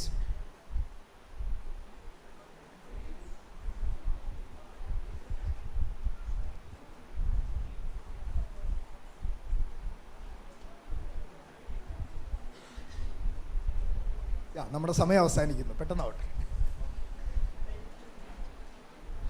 Just to induce your creativity, that's all. Because creativity will lead you to innovation, and that will help you to utilize the technology efficiently and effectively.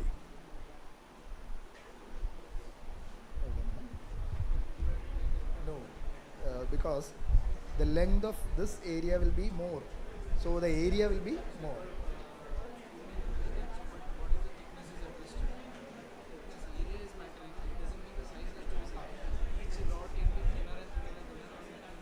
Even then, that won't give us area.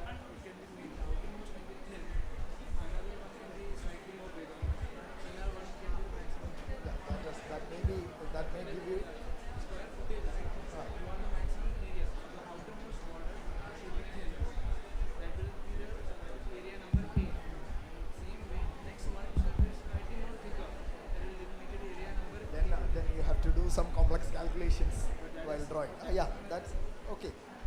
That we can do. Yeah. I'll give you an easier method. Okay, good. Good attempt. What's your name? Joshua. Thank you. Okay, then I'm just inviting your attention to column number D. Just divide the unshaded area into 5 equal parts. Just divide the unshaded area into 5 equal parts.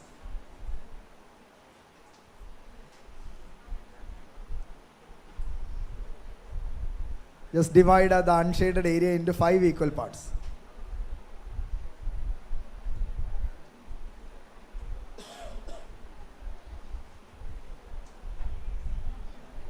Yeah, simply by drawing some lines we can divide it into 5 equal parts because there is no shaded area.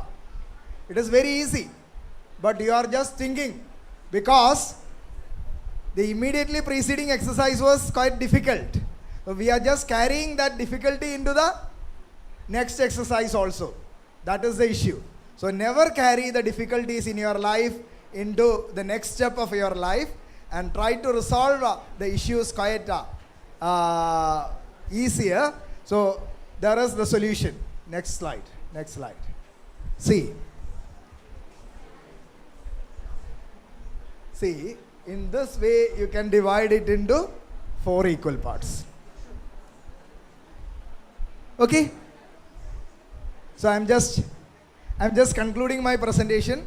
I just try to give some small insights regarding how technology, innovation, as well as your own creativity will help to resolve the issues that may creep into your life as well as in our business scenario. Okay. Thank you very much. Thank you. Thank you, sir. Next, as a part of gratitude, we would like to present token. Please wait. Now the audience, the participants, you can raise any points if you want based on the discussions here. Please. Any points you want to raise? Any concern? Any questions? Any suggestions? Any comments?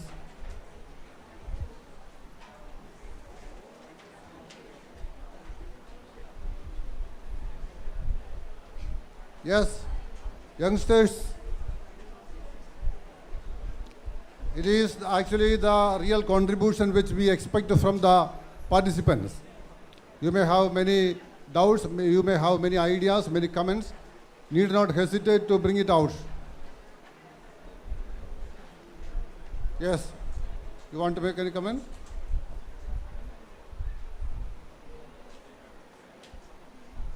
Any questions? Okay, if there is no questions, I think we can conclude. Dr. Biju T has discussed in detail how technology becomes necessary or becomes an essential part of human life. We all know that inventions are the results of what is called failures and our difficulties or our challenges. When there is a challenge or there is a difficulty, based on that, man used to find out new things. New technologies develop as a result of an attempt to face or to overcome difficulties or to face challenges. And also he has highlighted the scope of technology in human life. And at the same time, he has highlighted that technology may have to be used with our control. Otherwise, that will be a real problem which the human beings are going to face. And really, I appreciate your presentation here, sir. Being the chairman of this session, I congratulate you. Thank you very much.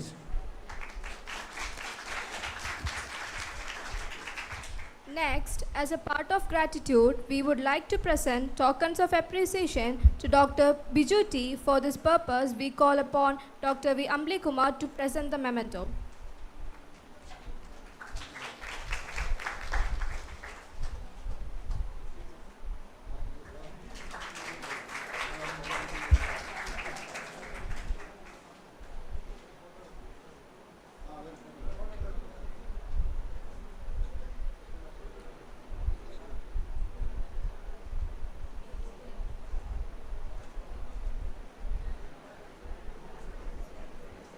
To conclude this session, I now invite Mr. Naveen Jacob John, Assistant Professor, PG Department of Commerce, Marthoma College of Science and Technology, Ayur, deliver the vote of thanks. Please welcome Mr. Naveen Jacob John. A very good afternoon to all gathered here. I am Naveen Jacob John, Assistant Professor, PG Department of Commerce, Marthoma College of Science and Technology, Ayur. It is indeed a privilege and an honor to stand here before you to deliver the vote of thanks for this highly enlightening technical session on implications of technology in business and social life. On behalf of Marthoma College of Science and Technology, Ayur, and the organizing committee of AIRCE 2025, I extend my heartfelt gratitude to all those who have contributed to the success of this session. First and foremost, I extend our sincere appreciation to our esteemed session chair, Dr. V. Ambli Kumar, former Professor and Dean, Kerala University of Fisheries and Oceanic Science, Panangat, Kochi, and currently Principal of Marthoma Institute of Information Technology, Chadayamangalam, Kollam. Sir, your insightful words and expert guidance set the perfect tone for this session, and we are truly grateful for your valuable presence. A special vote of thanks to our distinguished speaker, Dr. Biju T., Professor and Head, Department of Commerce, School of Business Management and Legal Studies, University of Kerala, Trivandrum. Your in-depth analysis and thought-provoking presentation on the role of technology in shaping businesses and society have provided us with deep insights that will surely benefit all participants. We are incredibly thankful for your time and effort in sharing your expertise with us today. Thank you, sir.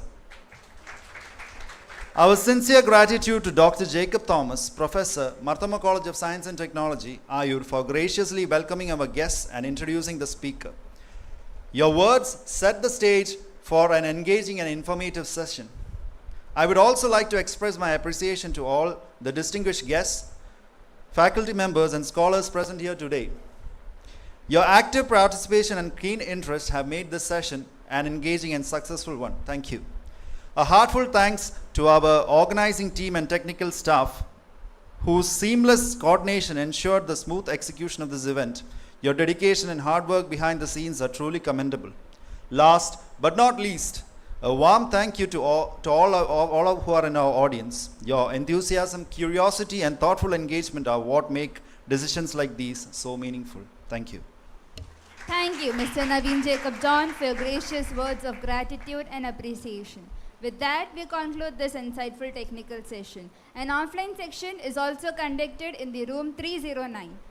We will now take a lunch break and will reconvene at 1:30 p.m. Lunch will be served at the MIIT hall. Participants are kindly requested to show their seminar ID cards as proof to receive lunch. Enjoy your meal, and we will reconvene after the break for next session. Thank you all for your attention and participation. We will now proceed to the next segment of our conference. Stay tuned for more engaging discussion.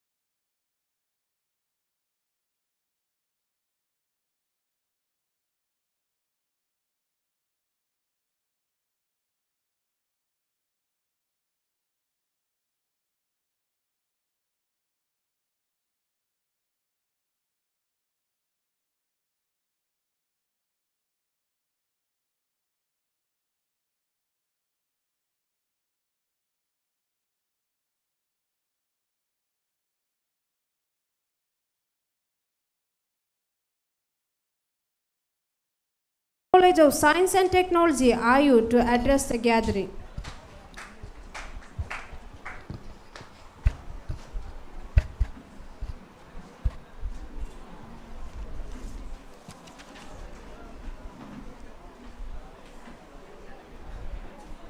A warm good afternoon to all. Professor Dr. Suman Alexander, Professor Dr. Devi,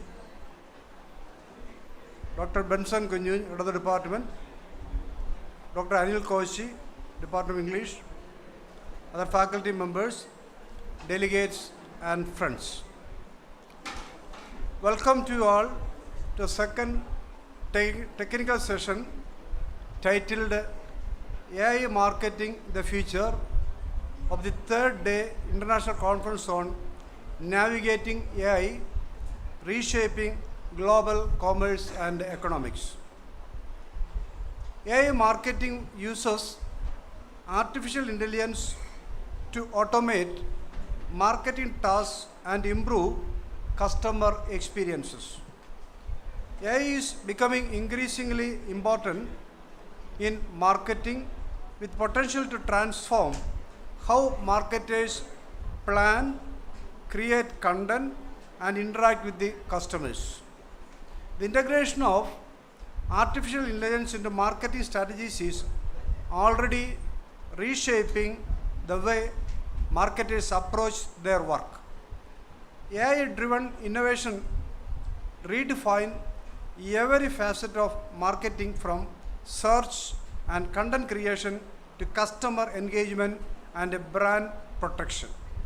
In near future, we can imagine a world where AI-driven insights and automation are so common in marketing. Today, this afternoon, we have with us a very eminent and resourceful personality in AI marketing, Dr. P. Ravi, Professor and Head of the Department of Management Studies, MS University, Tamil Nadu. He is having academic degree in Bachelor of Engineering, Master of Business Administration, and a PhD in Marketing. His thrust areas are marketing practices, green marketing practices, sustainable marketing, rural marketing, retailing, and business communication. The various administrative positions held by Dr. P. Ravi are the Director of MS University Colleges, Additional Control of Examination of MS University, Control of Examinations in charge MS University, Director in charge of Distance Education of MS University. As an academician, he published 31 research articles in national and international journals and present 33 research papers in both national and international conferences. Published 2 books in MS University. He is a member of American Marketing Association, AMA, and a member of Environment and Logistic Panel. It is a blessing that we have Dr. P. Ravi sir with us today to share his valuable views on AI marketing, the future. On behalf of the conference committee and all the participants, I extend you, sir, a warm welcome to this technical session.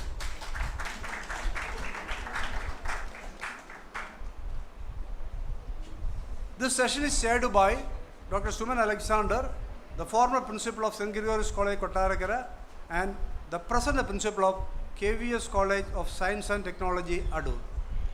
She took her MCom, MPhil, and PhD from the University of Kerala, having 37 years of experience in teaching, administrative, and research experiences. As a research supervisor of the University of Kerala, she supervises 7 PhD theses and a number of MPhil theses. She organized, chaired, participated, and presented papers in various international and national conferences. Also published research papers in peer-reviewed journals and co-authored by many books in commerce, management, and marketing. A warm welcome to you, dear teacher, for chairing this technical session.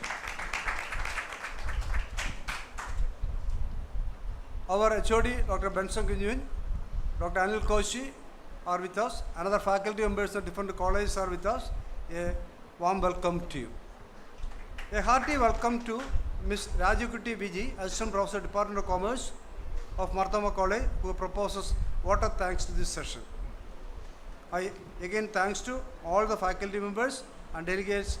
A warm welcome to you to this technical session. Thank you all. Thank you, Jacob sir, for your warm welcome and for introducing our distinguished speakers. Now, I request Dr. Suman Alexander, former principal, St. Gregorius College, Kottarakara, and currently principal, KVVS College of Science and Technology, Ayur, Kerala, to deliver the presidential address. Good afternoon to all. Most respected General Coordinator of this two-day international conference on navigating AI, reshaping global commerce and economics. Our resource person, respected Professor Dr.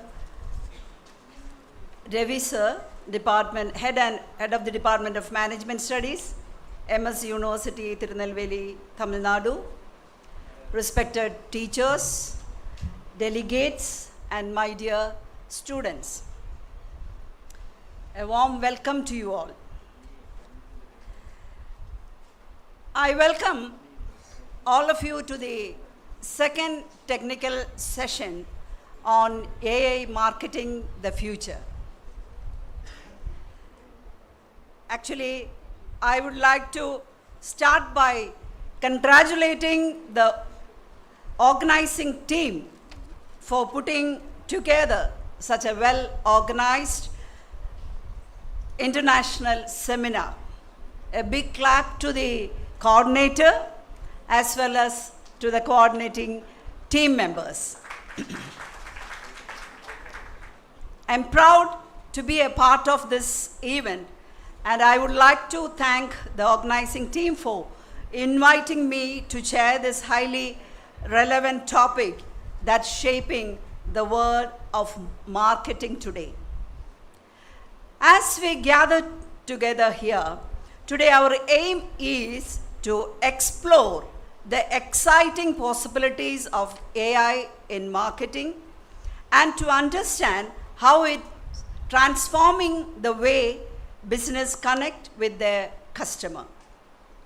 And we will develop into the latest trends, challenges, and future implications of AI marketing. And discussions are how markets can leverage AI to the growth, innovation, and success. Actually, in the break, while we having our lunch, our guest and the resource person, Dr. P. Ravi sir, was there, and our coordinator were talking to him that last international conference, he took some technical sessions and the feedbacks were immensely high. And that itself shows that I should not take too much time. So to guide us through the journey, we have the privilege of having Dr. P. Ravi sir, a renowned expert in AI and marketing, share his valuable insights and knowledge with us. So Dr. Ravi sir is especially well equipped to enlighten us on the topic, and I am confident that his presentation will be informative, engaging, and thought-provoking. So without further ado, I invite Dr. P. Ravi sir to take the stage and share your expertise with us, and please join me in welcoming Dr. P. Ravi sir. Thank you, sir. Thank you, Dr. Suman Alex, for your insightful words. Next, we have the privilege of welcoming our resource person for this session, Dr. P. Ravi, Professor and Head, Department of Management Studies, MS University, Tirunelveli, Tamil Nadu.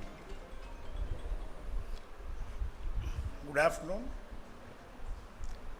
See, I am a guy who believes in reciprocal attitude. When I say good afternoon, I expect good afternoon. Good afternoon. Once again, good afternoon. Lunch, என்ன sir கம்மியாக போட்டிங்களா? Heavy, so they are in sleeping mode. Okay, so I will start once again by saying good afternoon. முடிஞ்சு அவ்வளோ. Let me assure you, if you cooperate with me, my session will be off in 1 hour. If you are not cooperating, it will go up to 5 o'clock or 6 o'clock. You please understand what you want to, where you want to. All the gentlemen and ladies sitting in the last row, chit-chatting, get up. Get up, gentlemen. Yourself wearing spectacles. Yes. Hello. 1, 2, 3, 4. From right wall. Please stand up. Please stand up.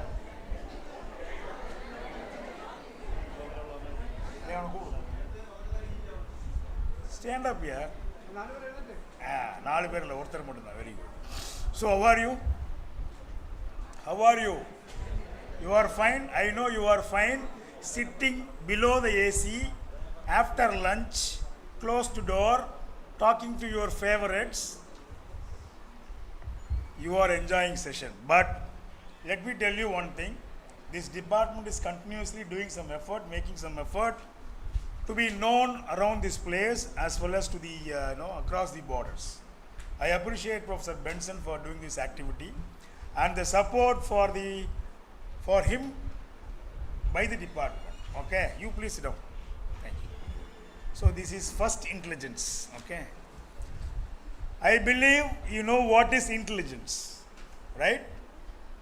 You know what is intelligence? Again, I'm telling you, if you are not talking to me up to 6 o'clock, I will convert my slides, 10 pages, 10 slides into 100 slides.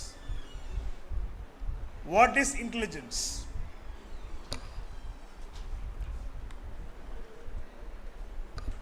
Can anyone?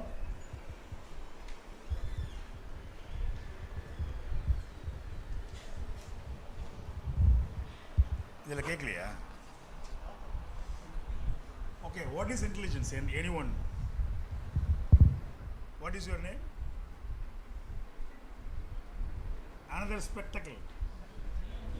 Yes, I have many spectacles. What is intelligence? What is intelligence?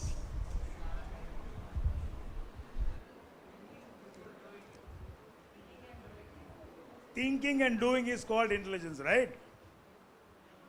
When you sleep in the classroom, what will your teacher say?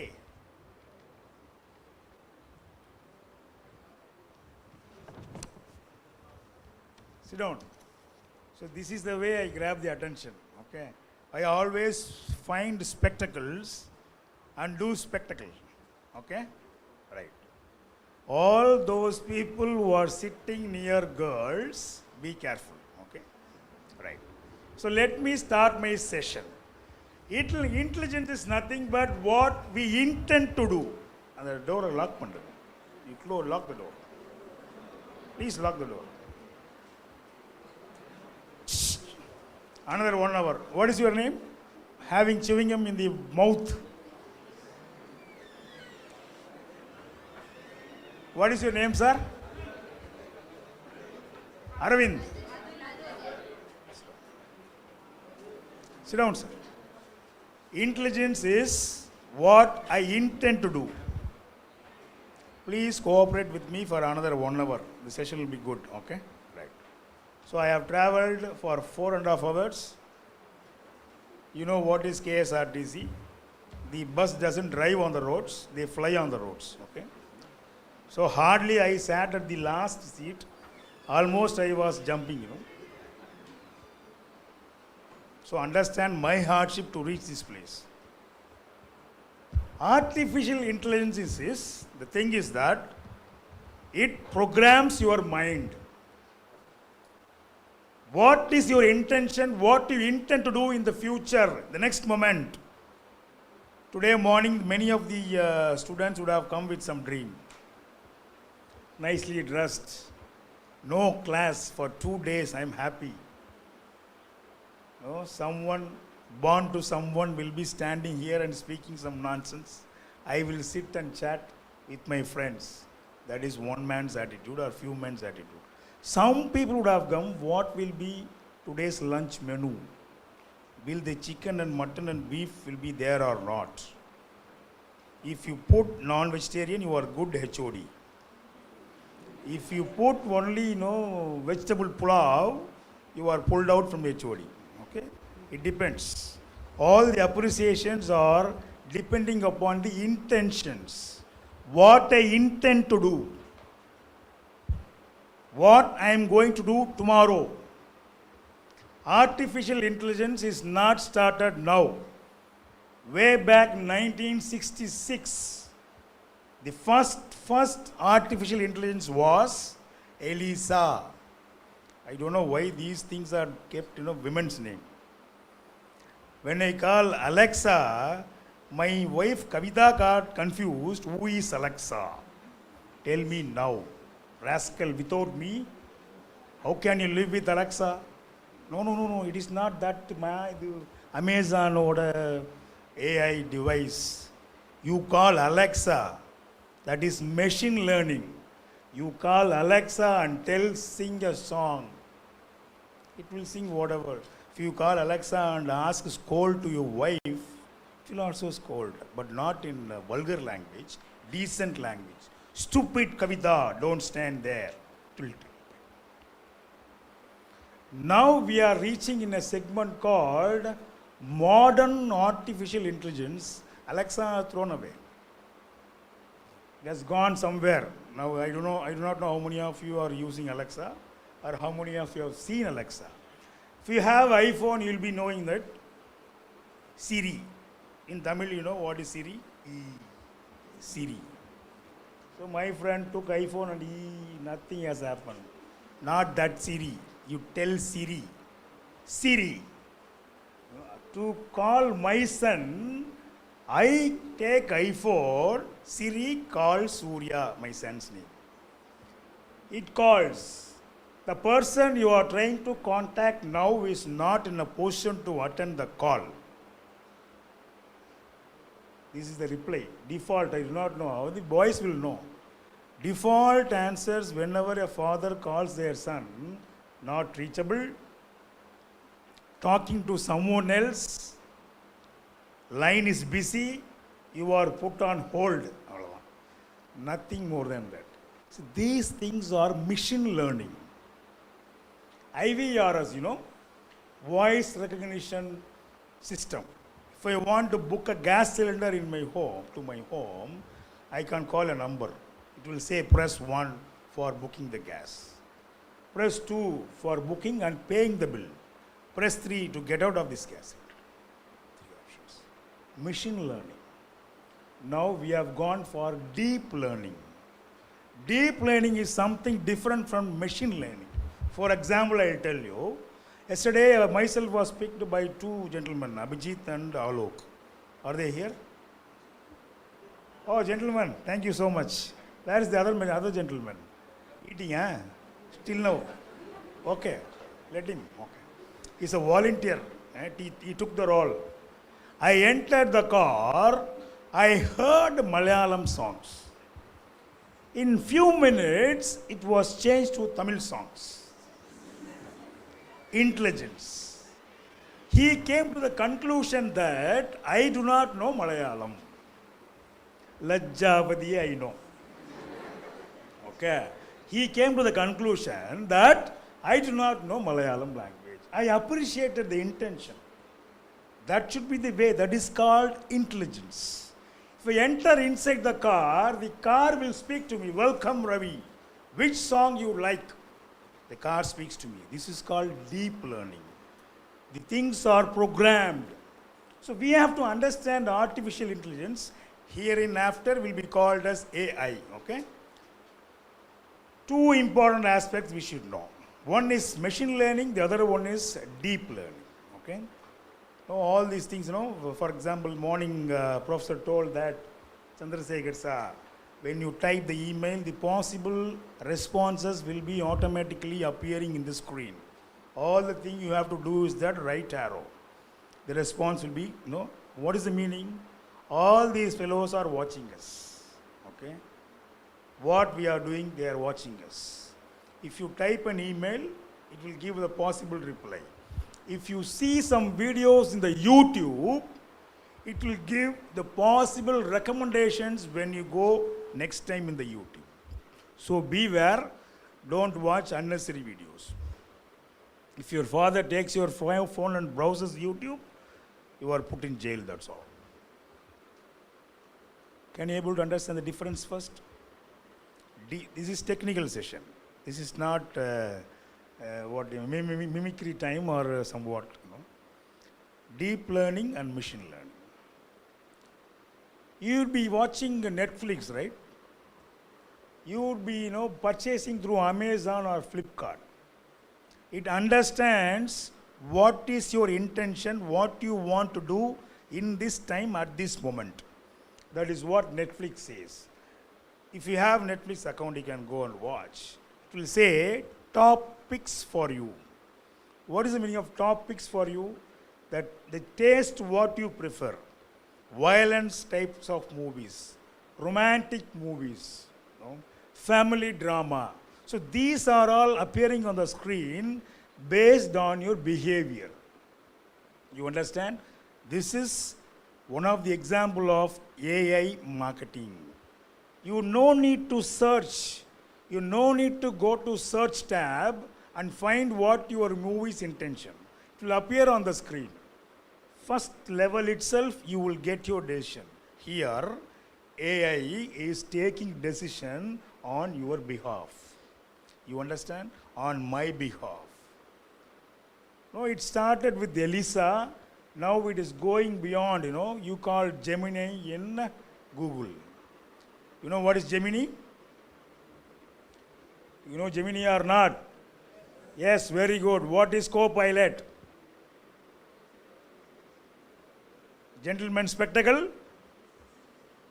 Aryo Baba, spectacle? What is Copilot? It is AI version of Microsoft. Please update yourself. If you go to interview, you can't always survive with the help of ChatGPT and DeepSeek. Sometimes I have to physically give an explanation for what I have learned. ChatGPT, these things are OpenAI. These people are giving answers, but that is not our requirement. As a teacher, I felt very, very happy when the students are immediately giving the assignments. I told to submit assignments by tomorrow morning, 10 o'clock on my table. They leave the campus after submitting the assignments. I was very much happy. The next day I went to the class, I appreciated and asked, gentlemen, please come one by one and explain what you have written. Sir, assignment is only for submission, not for explanation, sir. That is student's attitude. So if I pick one paper, call one person and ask to explain what is that, they are not in a position. Gentlemen, ladies, AI will facilitate the process. It will not replace you. You understand? Learning is made easy, but what you have learned is more important. What in turn you are going to give us a reply is more important. You can learn whatever you want. For example, after the invent of Byju's in India, the study has been revolutionized in India. Okay? All online content. Now we go, all, maximum videos you can see in YouTube. You no need professors here to talk what is AI. There are humpty number of videos in the YouTube.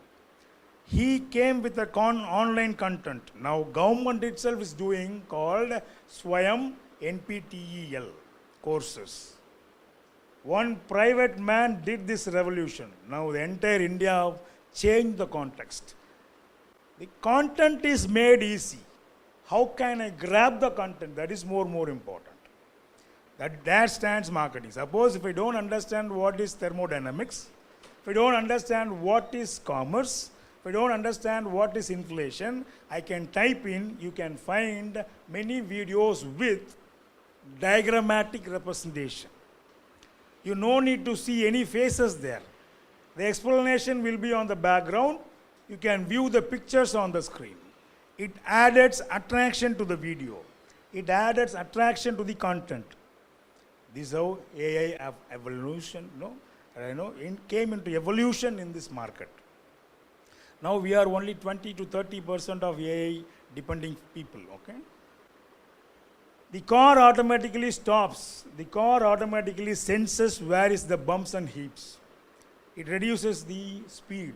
You have a cruise control mode in a car. You have a Bluetooth facility wherein you enter inside and you ask some X or Y to call. You can call them. If you don't lock the door properly, the machine tells you, please lock the door. There are some cars, there are some vehicles, if you don't lock all the doors properly, it will not start. There are many vehicles, many instruments, many devices. Example, face recognition password. What I do all types of makeup and give my ID, face ID. Suddenly early morning, 6 o'clock, if I see the phone, it doesn't unlocks. Again, you have to go and put all those makeups.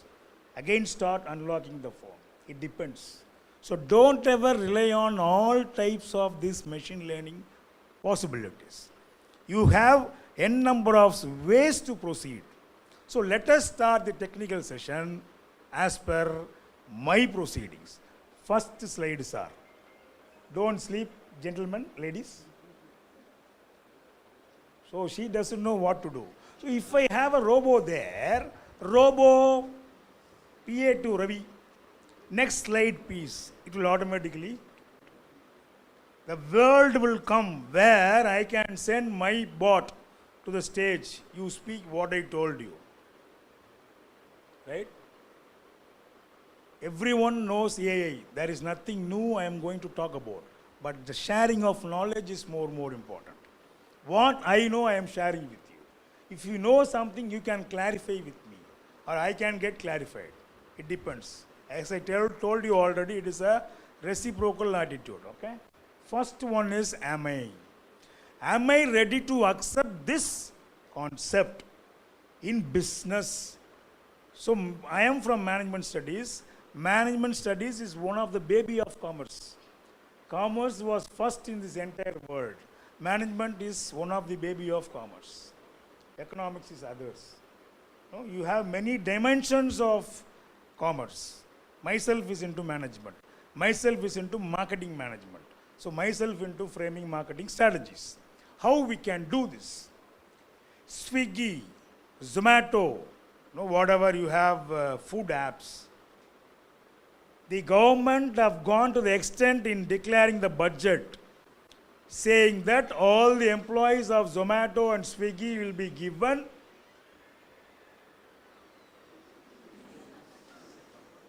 your robo. When you enter inside, all of them are seeing you here. You have spoiled my flow. Again, I have to start. Okay, what is your name? Insamam Hulhak. Okay, you are here and forth called as Insamam Robot. Sit down. Don't open the door, sir. Sir, lock the door, sir. Right, am I eligible to equip or to adapt to the system? I forgot the flow. What I told, I don't understand. Am I? That is what is going. Okay. No, the exact content I forgot. Okay. Ready to accept, or am I ready to, am I eligible to accept that? Do I know this concept or not? I told you management, economics are all talking same issues, same ideas. Again, in commerce, whatever you study, the management will also happen. Economics will also happen. If you do more business, you will be getting more economics. If you do less business, you will be getting less economics. Got the point. Government of India have given free insurance for Zomato and Swiggy employees.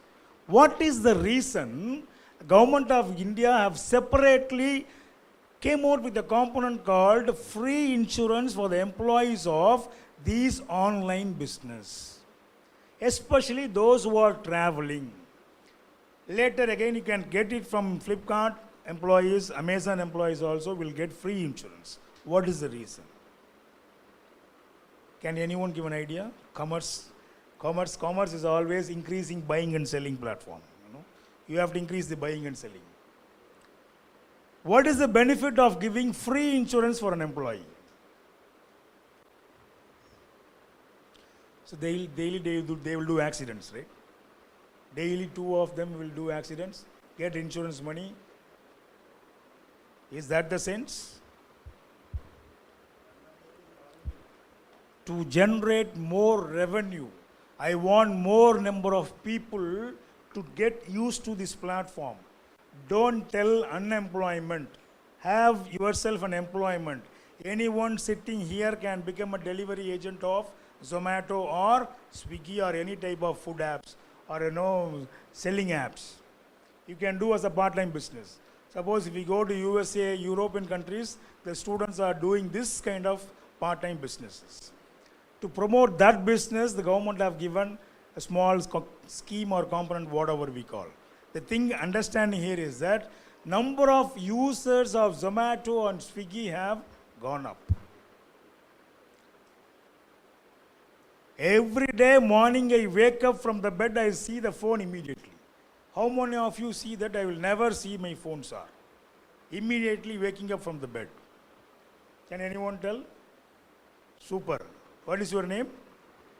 Radhi. Karthik, I love you. Whenever you say Karthik, Karthik used to love all of. Do you know Karthik actor? Not recent Karthik, old Karthik. Don't know. That fellow always used to love anyone, Any movie he comes, he always loves 3 or 4. That is why I love you, okay? Really, do you have your smartphone? You have smartphone. Phone da, smartphone da. You have many apps. What are the apps you have? So if I have my robo, it will tell automatically what are the apps you have. But I am a human, so you have to tell me what are the apps you have. What are the apps you have? WhatsApp. Talk louder after lunch. My age is 51. What is your age? The decibel has to increase. If you want to be loud, you have to talk loud. Pare. That is what. Talk louder. WhatsApp.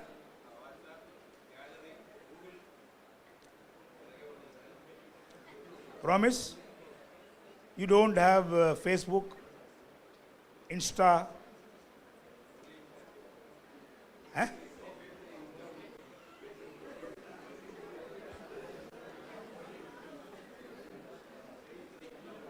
Can anyone tell, in my phone I have more than 10 apps, sir. More than 10 apps. Enjoying, eh? Machi, enjoy. All commerce is happening, sir. Buying and selling is happening. Okay. I have more than 10 apps in my phone. Please raise your hand. Let us be loyal, nothing wrong in it. Seriously, only this much? This side? Chumma cholunga. I have 10 apps. Super, please. How many of you are having news apps? News.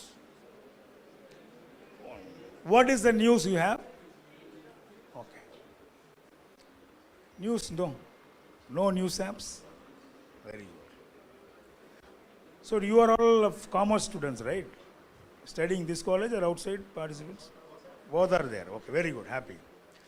How many of you are having your study-related apps?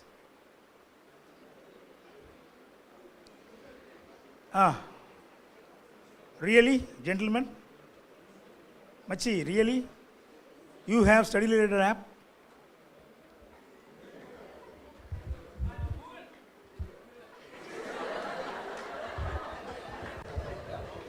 So this is what we call it as human intelligence. Okay. The spark and spark. Again I tell you, this is not the answer he spoke. He got the response from his best sitting next. Okay. It is not his thinking. Okay.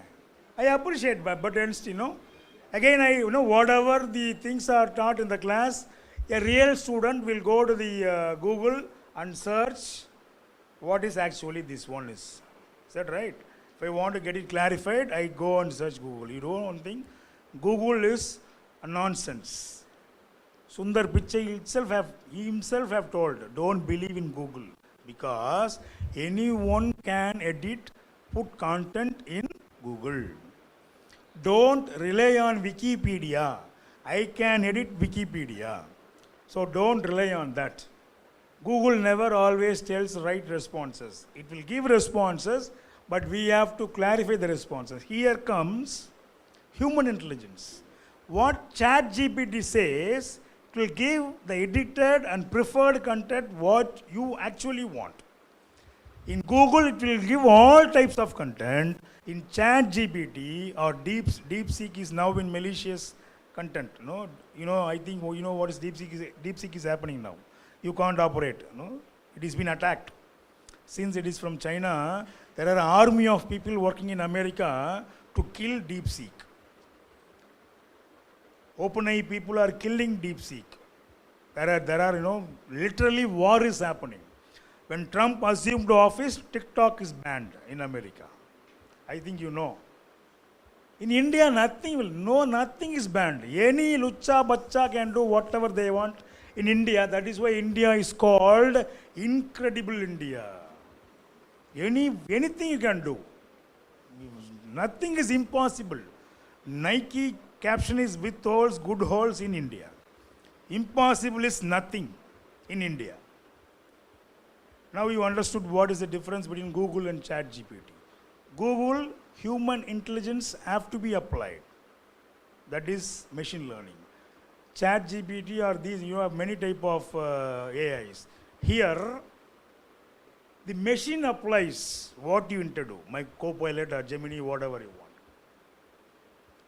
Next slide, sir. First one is, am I eligible? Next, the AI is asking you, if you are eligible, can I enter in your world? Okay. If you are eligible, let me come in your domain. Let me live in your domain. Days were there when we used to cook, our ancestors used to cook with the help of firewoods. I do not know, I'm so intelligent fellow. He is having the common sense that he doesn't want to disturb you. He thought that I am sitting and talking to you, so he bent and went. I understand his attitude. Bent and went. Here it was. Okay. I love these kind of people. They travel between our journey. I appreciate. Again I lost the control. Where I went? Can I enter into your domain? If you allow, can I do? Not only in individual lifestyle, spectacle, not only in individual lifestyles, in businesses, all type of businesses. Suppose if we go to Zomato app, if you want to buy some food, it asks you quarter portion or half portion or full portion. Biryani or chicken 65 or whatever it is. It asks, right? If you order some sweets, it asks you 250 grams or 500 grams or 750 grams or 1 kg. These possibilities, that is what AI is doing. It understands your behavior. So next time if you open Zomato, it will tell you last time you purchased from this shop. This was your last order. Do you want to continue? Do you want to repeat? If you want to repeat, you can just click it. If you want to go for a fresh order, again you have to do it. So this is called, can I enter into your behavior? Can I understand you? KYC. What is KYC? Know your customer. No, in the interest, I will give all the informations initially, KYC, submit, allow. Whenever if you install some app, it will ask you many questions. Allow. Next day, your photo comes in the website. He has cheated some nonsense somewhere. Suddenly a call came to me. I am calling from CBI office. Good morning, sir. Tell me, sir. You have done some illegal business. What type of business, sir? You have transported ganja from one place to other place with the help of your Aadhaar card. Any nonsense will do this nonsense business with the help of Aadhaar card. Then I asked, how do you found my face and my number spectacle? He ran out, sir. He went out, sir. My Aadhaar photo doesn't, related to me. My Aadhaar photo is different. Let me continue, okay? So after I received this call, he told open Skype. Why I have to open Skype? I have WhatsApp. You can call me through WhatsApp video call. He doesn't want to end up in WhatsApp because WhatsApp has a number. Skype doesn't have a number. Skype is having multi-varying IPs, whereas WhatsApp is having one IP. What is IP? Internet Protocol. Very good. Super. This IP address will not change in WhatsApp, whereas in internet calls, the IP address varies. He cleverly tells, open the Skype. I told I don't have Skype. Then tomorrow morning there will be police in your home. Thank you, you tell the time, I told. Because I know what is the intention of him. He's a killer, try to loot you. Suddenly, after 1 month, the government is telling information whenever you call to anyone. Do you receive that information? When you call to someone, immediately it talks. Don't believe on these fake calls. Don't trust these people. Right? See, but these fellows are doing all over India the same business. I have given a machine to talk, default, spread the message, it is spreading. After the pandemic, after whatever we call COVID-19 or Corona, or a pandemic has come to India, after pandemic, this AI have developed, more than 200 or 300%. Welcome, sir. Father.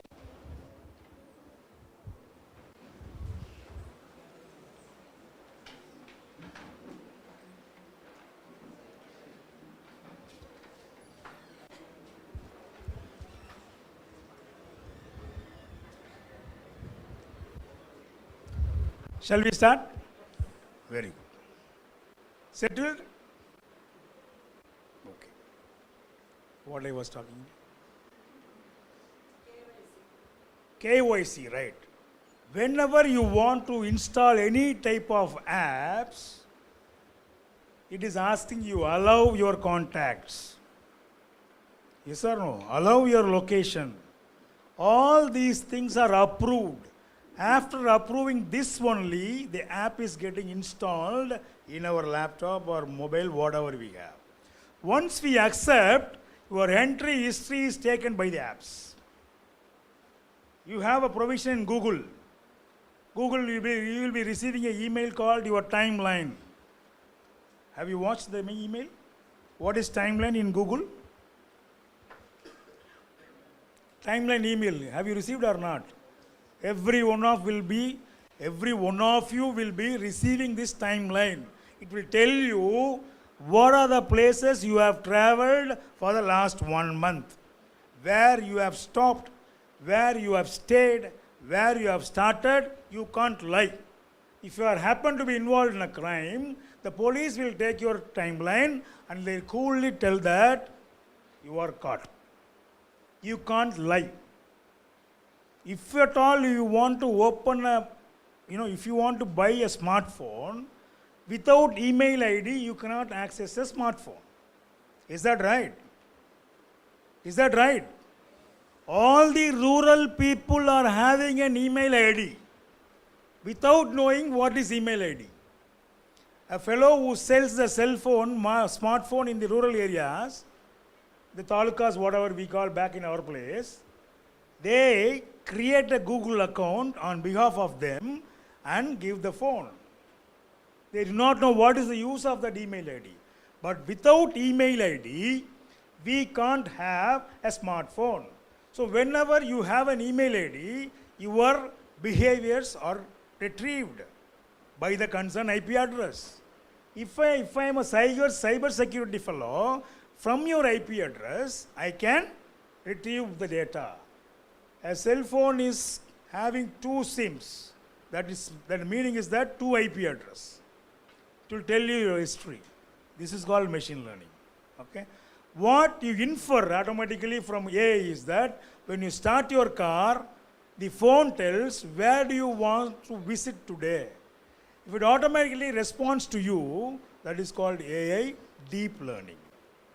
I am telling you parallelly what is the difference between deep learning and machine learning. This is happening in marketing business. Marketing is the basic core function of any types of businesses in this world. Even if you want to kill one, you have to know what is marketing. Even if you want to buy 2 eggs, you should do marketing strategy. Otherwise, it will not happen. Back in our place, we have a recent business called Chapati Corner. You know what is Chapati Corner? They sell one chapati for 5 rupees. The gravy is free.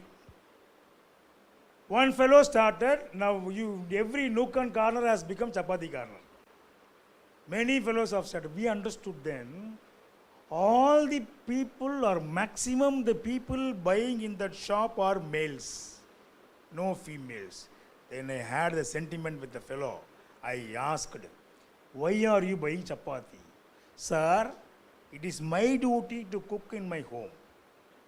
Chapati is tedious process. I can't do. By facilitating these shops, they are helping my job. Majority of the homes, 2 people are working. Both the husband and wife goes to the work, finding difficult to survive in their lifetime. They want to earn the bread. Both of the people are working, don't find time. Majority of the time they buy foods. After the invent of Zomato and Swiggy, a survey says that at least weekly once an individual household is buying food from outside. Weekly once, they say. That is the level what we live. You know what is the population of India? 180 crores. The buying population may be around 50 or 60 crores of people will be in the buying position. Taxpayers are only 3 crores. Sympathy or pathetic situation of India, but still, business are happening. There are a lot of unorganized sectors in India. They are trying to convert these unorganized sectors to organized sectors. They are giving a concept called startup. How an unorganized sector can be converted into organized sector by promoting them in the name of startup. The budget has given 10,000 crores if you start a startup. A loan without interest. All the people sitting here should not go for job. You should start your own startup. If you have an idea, there is a provision in India. Earlier it was difficult. Now it has made easy. It helps. If you want to start a startup, go and type in ChatGPT, tell how to start a startup. It will tell how to start a startup. You understand? There are many X and Y provisions in doing the business. This is what this slide says. If you are eligible, I can enter in your life. I can have my own app businesses.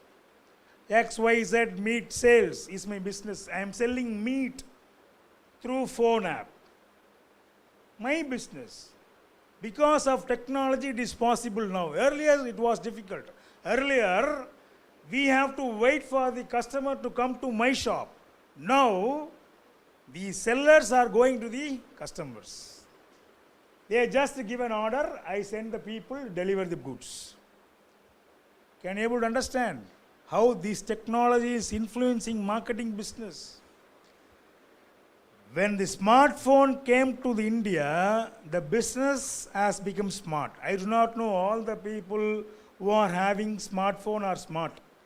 That is not the definition here. If you want to become smart, your smartphone will help you. That is why it is called a smartphone. Anything is possible with the help of smartphone. You can't say, I do not know this. Next slide, sir. So this is purely technical. This is the entire procedure of AI. What actually AI really does in technicality? First is it assesses big data. What is big data? Whenever you book the film or movie ticket through app, your data and chances or choices are selected. For example, if I book a ticket through Book My Show or ticketnew.com, my patterns are understood. So whenever a ticketnew, when you enter into ticketnew.com, it says and gives you what are the movies near you. It will tell you near you. Because I am not in a position or I will not be in the same place throughout my life, wherever I go.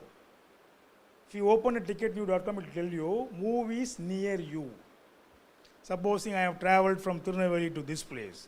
If I open Ticketnew app, it will tell me movies near this place. Is it possible? But not only this place, it will tell Kollam also. It understands, predicts, the big data is collected. That is what the first point. Collection of data. What is actually happening in the market? I think you know what is the meaning of demand, right?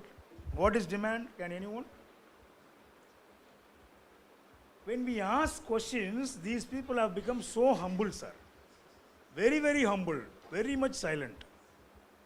What is demand? Meaning of demand? Meaning of demand? Mr. Robo, Insamam, please tell me, what is demand? When I have a desire, I have an objective, I have an intention, backed by the purchasing power. I have an intention as well as buying power. Then it becomes demand for that particular desire. When I feel thirst, or when you feel thirst, what you will do? Thirsty feeling. Lowering your face, hiding the back, no? Nice. When you feel thirst, what do you do, sir? Drink water. Tell me, it is basic question. If you ask in chat GPT, it will tell, what you will do when you are in thirst. You ask, you tell me what you will drink. Drink water. Cool drink. Don't tell cool drink, you tell soft drinks. Soft drinks. Tender coconut. No, tender coconut. Lime soda.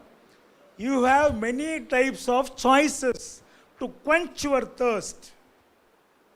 I ultimately end up in buying tender coconut because I have 35 rupees in my pocket. I don't have money, I go and ask a tea shop fellow, give me a tumbler of water. Finished. If I have money, there is a demand for tender coconut. If I have money, I can buy 1 liter water bottle. If I don't have money, I can ask them. If you are not creating demand, marketing is zero. Production is not the business activity. Selling is more important, is business activity. To sell, we have to know what is demand in the market. How actually market survives. Suppose if I create X as a product, can I able to sell this product in Kottarakara? Possible or not? I have to, for example, if I ask you, if I open a 5-star hotel in junction of Kottarakara, can I get business? 5-star hotel. For that, I should know what is the meaning of 5-star hotel. Before that, I should know what is hotel, what is 5-star hotel, what are the features of 5-star hotel, Hotels are meant only for outstation people, not for local people, right? Number of footprints happening from other places. We have to assess the market. That is called data collection. This data collected is technically classified, tabulated, analytics are done, understand what you want, what you don't want. We are doing this in the help of project manually, but this is done by machine, software. A computer does this job. At the end you can see feedback loop. After undergoing all those things, finally you can see feedback loop. If my behavior is not understood initially, I give it to the open menu. First again I go there. Start initially all the practices. Suppose earlier I have ordered chapati, now I say that I don't want chapati. I go for biryani. The machine understands, the software understands. His taste now is added with one more menu. Chapati as well as biryani. So next time again you go, the machine will tell options chapati, biryani. You have two more options. Again, the options are added whenever you buy new things. This is what is done in this entire concept. Without this concept, AI is not happening. Coming back, all these things are done by or programmed by human beings. Machine does not itself program. I have to program. We human have to program. Heart surgery is done through online mode. Virtual treatments are happening. It is happening now. India is famous for that. All over the world, heart surgery in India is less or low priced, or you can call it as cheap, as far as heart surgery is concerned. For cancer, India is having low priced treatment all over the world when you compare. That is why this state says improve medical tourism. Have you heard medical tourism? Tourism is done only for what? Treatment. Come and stay here, take the treatment and go. Never understand tourism is always roaming places. Roaming with purpose becomes tourism.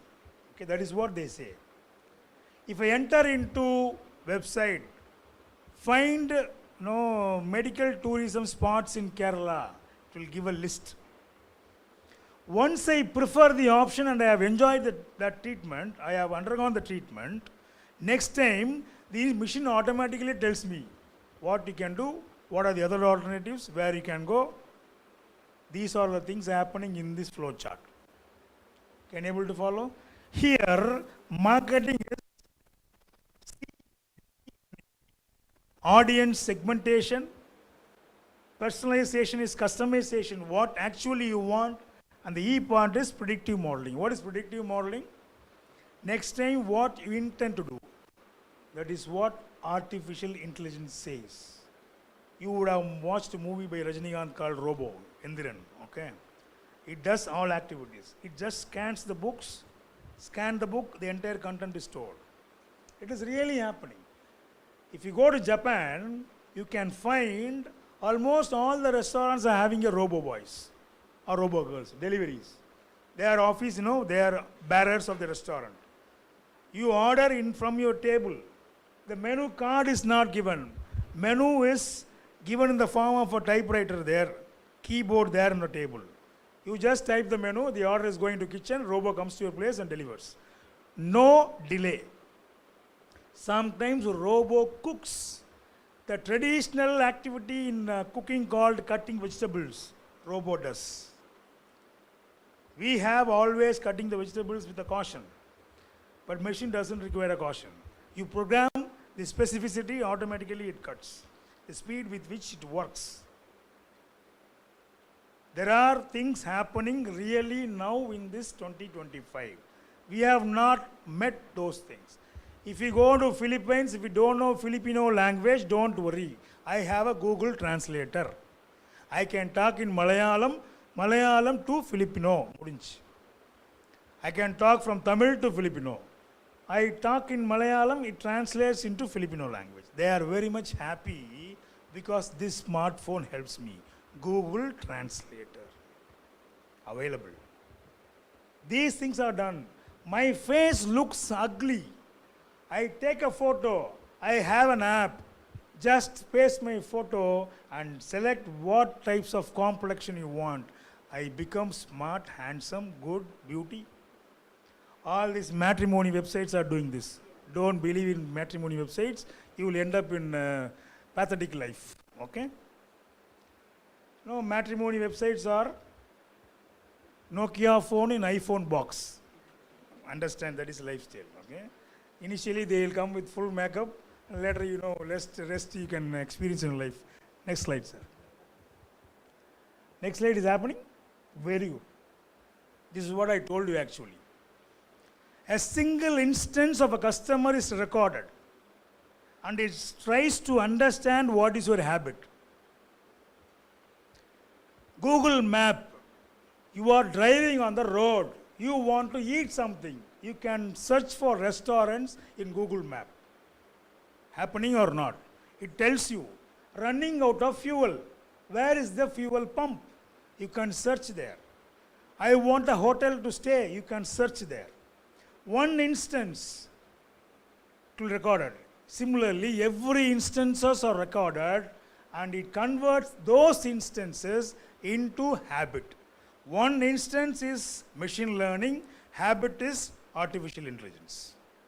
Your habit is understood, your behavior is understood, your lifestyle understood. Once if you enter into AI, you cannot cheat AI. And that is why AI in marketing will be the future. You can't ever avoid future. If I want to write a resume, I can ask many apps. Write a resume. If you want to write your character or if you want to draw your character as a painting, you just give the variables. I like to watch TV. I will be, lying in the sofa. If you give the variables, a painting comes with your character. There are many types of advantages in AI. You can cherish if you want to enjoy AI. Next slide, sir. As I already told you, it started with Elisa. A single man. He started in 1966 as an invention of his own, when you write something, it will reply you. It will give you a response. Where I can go? How do I search? What is the meaning of this? What is the meaning of commerce? It will give you a response. 1966. And that chatbot has now become AI bot. You don't need to type. You just talk. It understands. From few talks, it grabs your habit and automatically it tells, welcome today. Today is Wednesday. What is your food menu? You have microwave oven. Earlier, you can only program 2 or 3 menus and cook. At the end of the time, it will give you alarm. It will give you an alert. The cooking is done. Now, it automatically cooks more than 100 menus, 200 menus. You just program it. Monday, Wednesday, Tuesday, Thursday, Friday, finished. All the thing I have to do is that give the raw material stuff. Enough. A oven is speaking with you. A washing machine is speaking with you. This is what is happening in AI. We know only domestic refrigerators. In our home, we would have, maximum size of the fridge will be like this. If you go to hotels, there are freezer rooms. No refrigerators, freezer rooms, which are highly technically sophisticated. You program it, store it. No, vertical parking, right? You just go and leave the car, the machine takes the car and racks, find places and parks your car. Vertical parking is coming out. Vertical parking, because of that, now again technology have emerged. You just enter your ordinates. Level 1, first floor, 1, L1, third car, 3C. If you press the button, the car automatically comes down. This is called machine programming. Again, it is done by human. A software is doing this job. Okay? When I come near to my car blinks. It is having a face recognition. Okay? When a rain started, rain droplets fall on your windshield, automatically wiper goes on. How it is happening? So these things are called as AI, and because of those features, I could able to sell and have a business, good business in future. Next. Example, what we can do. All of the things I have told you, For giving an advertisement, I used to know, I should understand what is actually AI. To create an advertisement.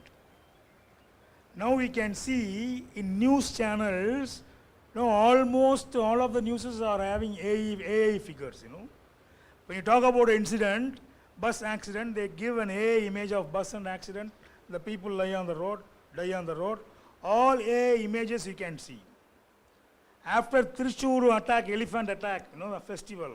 Now in Thrissur, you have many mechanical elephants, robo-elephants. You know that? Yes or no? In India, the first robo-elephant was installed in Thrissur temple. It wags the tail. It does all the activities of an elephant, worth of 7 lakhs or 8 lakhs. The people do this and install in the temples. To understand that if the real elephant is getting disturbed, there is a damage. Can we able to replace? This is how the technology is getting slowly infused in real life, lifestyle. Okay? Though I have mentioned, you can no need to note this. I don't know. No one is noting anything, but still I'm telling you. All these are available in the gentleman Google. Hey, nah. What? Next slide. Again, another dimension of what AI can do in marketing. Right? You could able to find all those things. It started with email marketing, voice search. You go on. Now, almost the entire social media are used for AI. AI is used in social media. What the gentleman told, WhatsApp or LinkedIn or whatever you call. If I search something, the response will be automatically popping in my desires. This may be an interesting content for you. That is called AI. Next one, sir. I hope this is the last slide of my presentation. Okay. So if the future is for any important, customers are technically called as audience. So now the audiences were grabbed. Audiences are attracted only with the help of AI. So without AI, audiences are not defined in future. Can you understand? Yes. Spectacle? Gone out. Okay. Next slide. Next.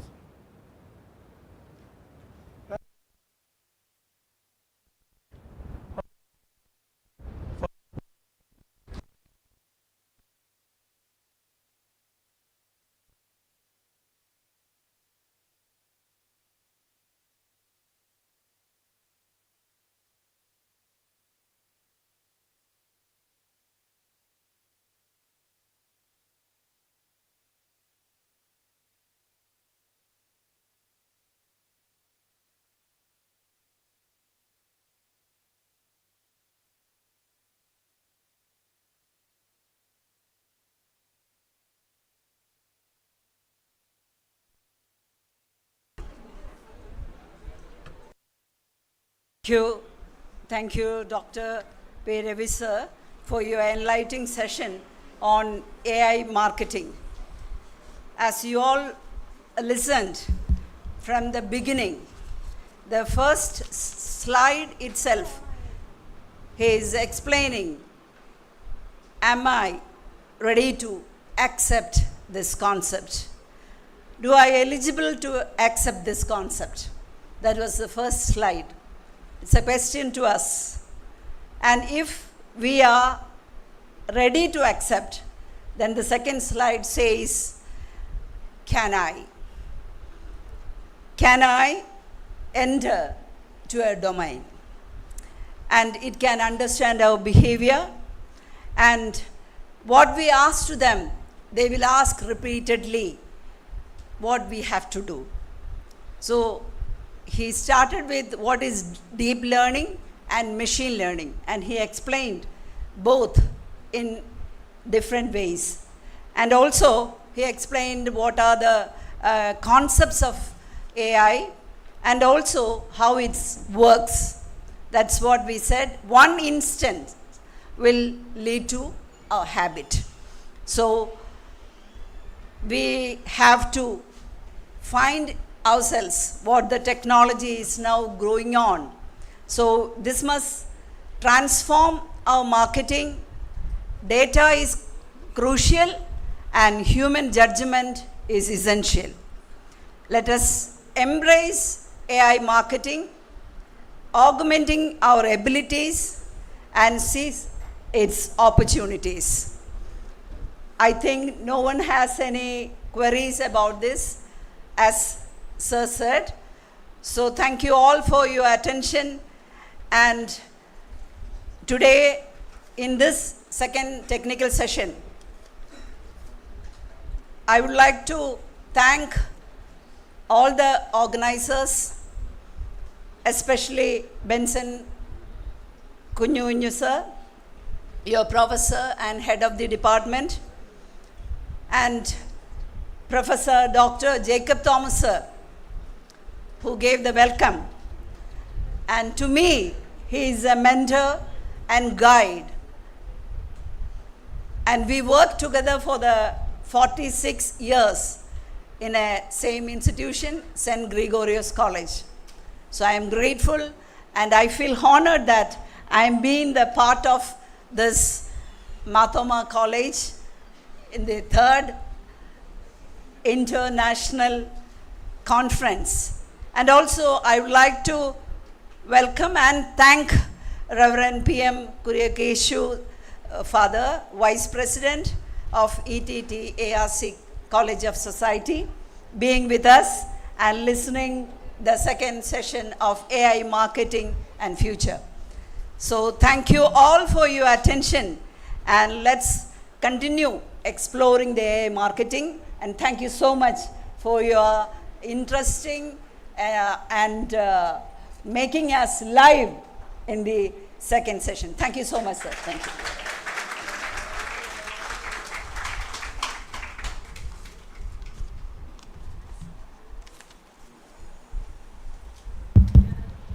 As part of gratitude, we would like to present a token of appreciation to Dr. P. Ravi. For this purpose, we call upon Dr. Suman Alexander to present the memento.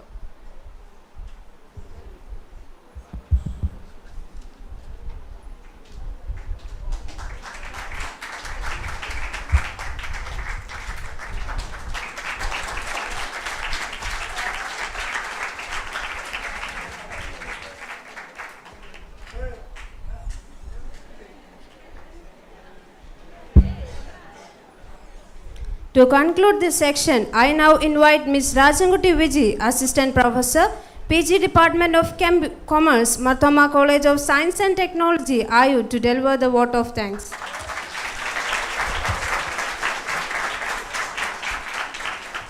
A warm good afternoon to everyone. Yes. Highly partial, you guys are. A warm good afternoon to everyone. Here comes the end of our second technical session, AI Marketing, the Future. It's my honor and privilege to deliver the vote of thanks to all those who have helped in making this session successful. First, I would like to express our thanks to distinguished resource person of the session, Dr. P. Ravi, Professor and Head of the Department of Management Studies, MS University, Tirunelveli, for enlightening our knowledge and providing us with a deeper understanding of AI marketing and its future. Thank you, sir. I also extend my sincere appreciation to Dr. Suman Alexander, former principal of St. Gregory's College, Kottarakara, and principal of KVS College of Science and Technology, Adur, for chairing the session. Thank you, ma'am. Next, I would like to thank Dr. Jacob Thomas, Professor of the Department of Commerce, Marthoma College, for giving the welcome address. Thank you, sir. I would also like to thank Reverend Father P.M. Kurikeshu, Vice President of Marthoma Etar, who joined our session. Thank you, Father. I also express my deep gratitude our head of the department and general convener of the seminar, Dr. Benson Kunyun, for his invaluable guidance and continuous support in making this event a reality. At last, but not the least, I would like to thank all the delegates, faculty members, students, the organizing team, and each and every one of you present here for making the session successful through your participation. Thank you all. Thank you, Ms. Rajanguti Viji, for your gracious words of gratitude and appreciation. With that, we officially conclude the section for day 1 of the AIRCE conference. Today has been an enriching journey filled with valuable insights, thought-provoking discussions, and groundbreaking ideas. We extend our heartfelt gratitude to all our esteemed speakers, session chairs, and participants for making this day a grand success. We look forward to welcoming you all tomorrow, February 7, 2025, for another day of stimulating discussions and knowledge sharing. Until then, have a wonderful evening, and thank you for being a part of AIRCE 2025. Thank you all for your attention and participation. Stay tuned for more engaging discussions ahead. And now, next we have an online technical session titled Data Analytics in the Digital Era. The resource person is Ms. Dr. Claire Walsh, Director of Education, Institute of Analytics, UK.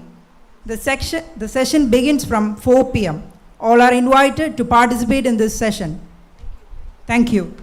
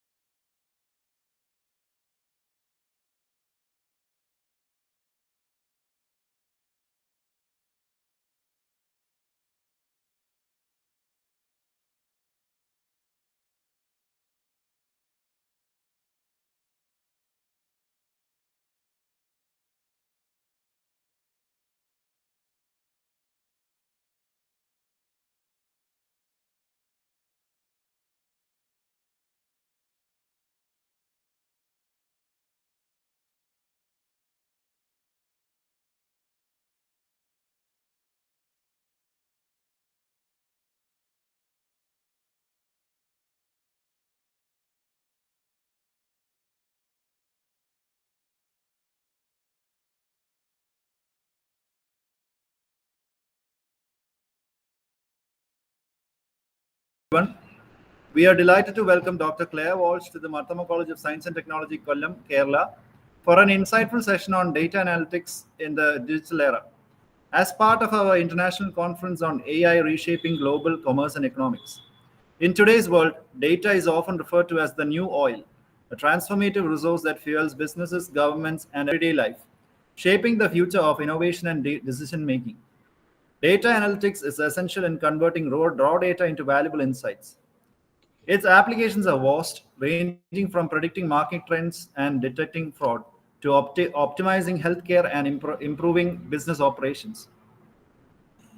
Dr. Claire Walsh is a renowned expert in data analytics and AI, recognized globally for her contributions to the field. She currently serves as the Director of Education at the Institute of Analytics, IOA, the leading professional membership body for data and analytics professionals worldwide. Passionate about empowering individuals across diverse fields, she champions the ethical and impactful use of technology. As a fellow of the Institute of Analytics and the Chartered Institute of Educational Assessors, as well as a data science and AI advisor and global author, Dr. Walsh has played a pivotal role in shaping AI strategies for governments and organizations worldwide. Her influence extends beyond academia, equipping professionals and businesses with the knowledge and tools needed to thrive in the evolving world of data and AI. We are honored to have her with us today to share her insights on the evolving landscape of data analytics and how it is transforming industries globally. We extend a heartfelt welcome to Dr. Claire Walsh and to all of you. Let's look forward to an insightful and engaging session. Thank you. Thank you, Marthoma. Thank you very much for welcoming me. I'd like to thank Dr. Chandrasekhar, for the Vice Chancellor, for allowing me to speak to you this morning. And Dr. Benson Kunju, we haven't met. Thank you for your kind invitation. And I'm very happy to be with all of you, faculty and students, this morning. I'm Dr. Claire Walsh. I'm the Director of Education at the Institute of Analytics. We are a professional membership body for data analytics. So we support people in the changing world we live in today as we become more dependent on machines to support us with decision making. For many people, it is a difficult time. A lot of people feel uncomfortable with the change that's coming, and coming to terms with the new digital world is not going to be very easy. But there are benefits that we can reach if we work with machines really well. A lot of us feel that our experience, our instincts, our knowledge still have much to contribute to decision making.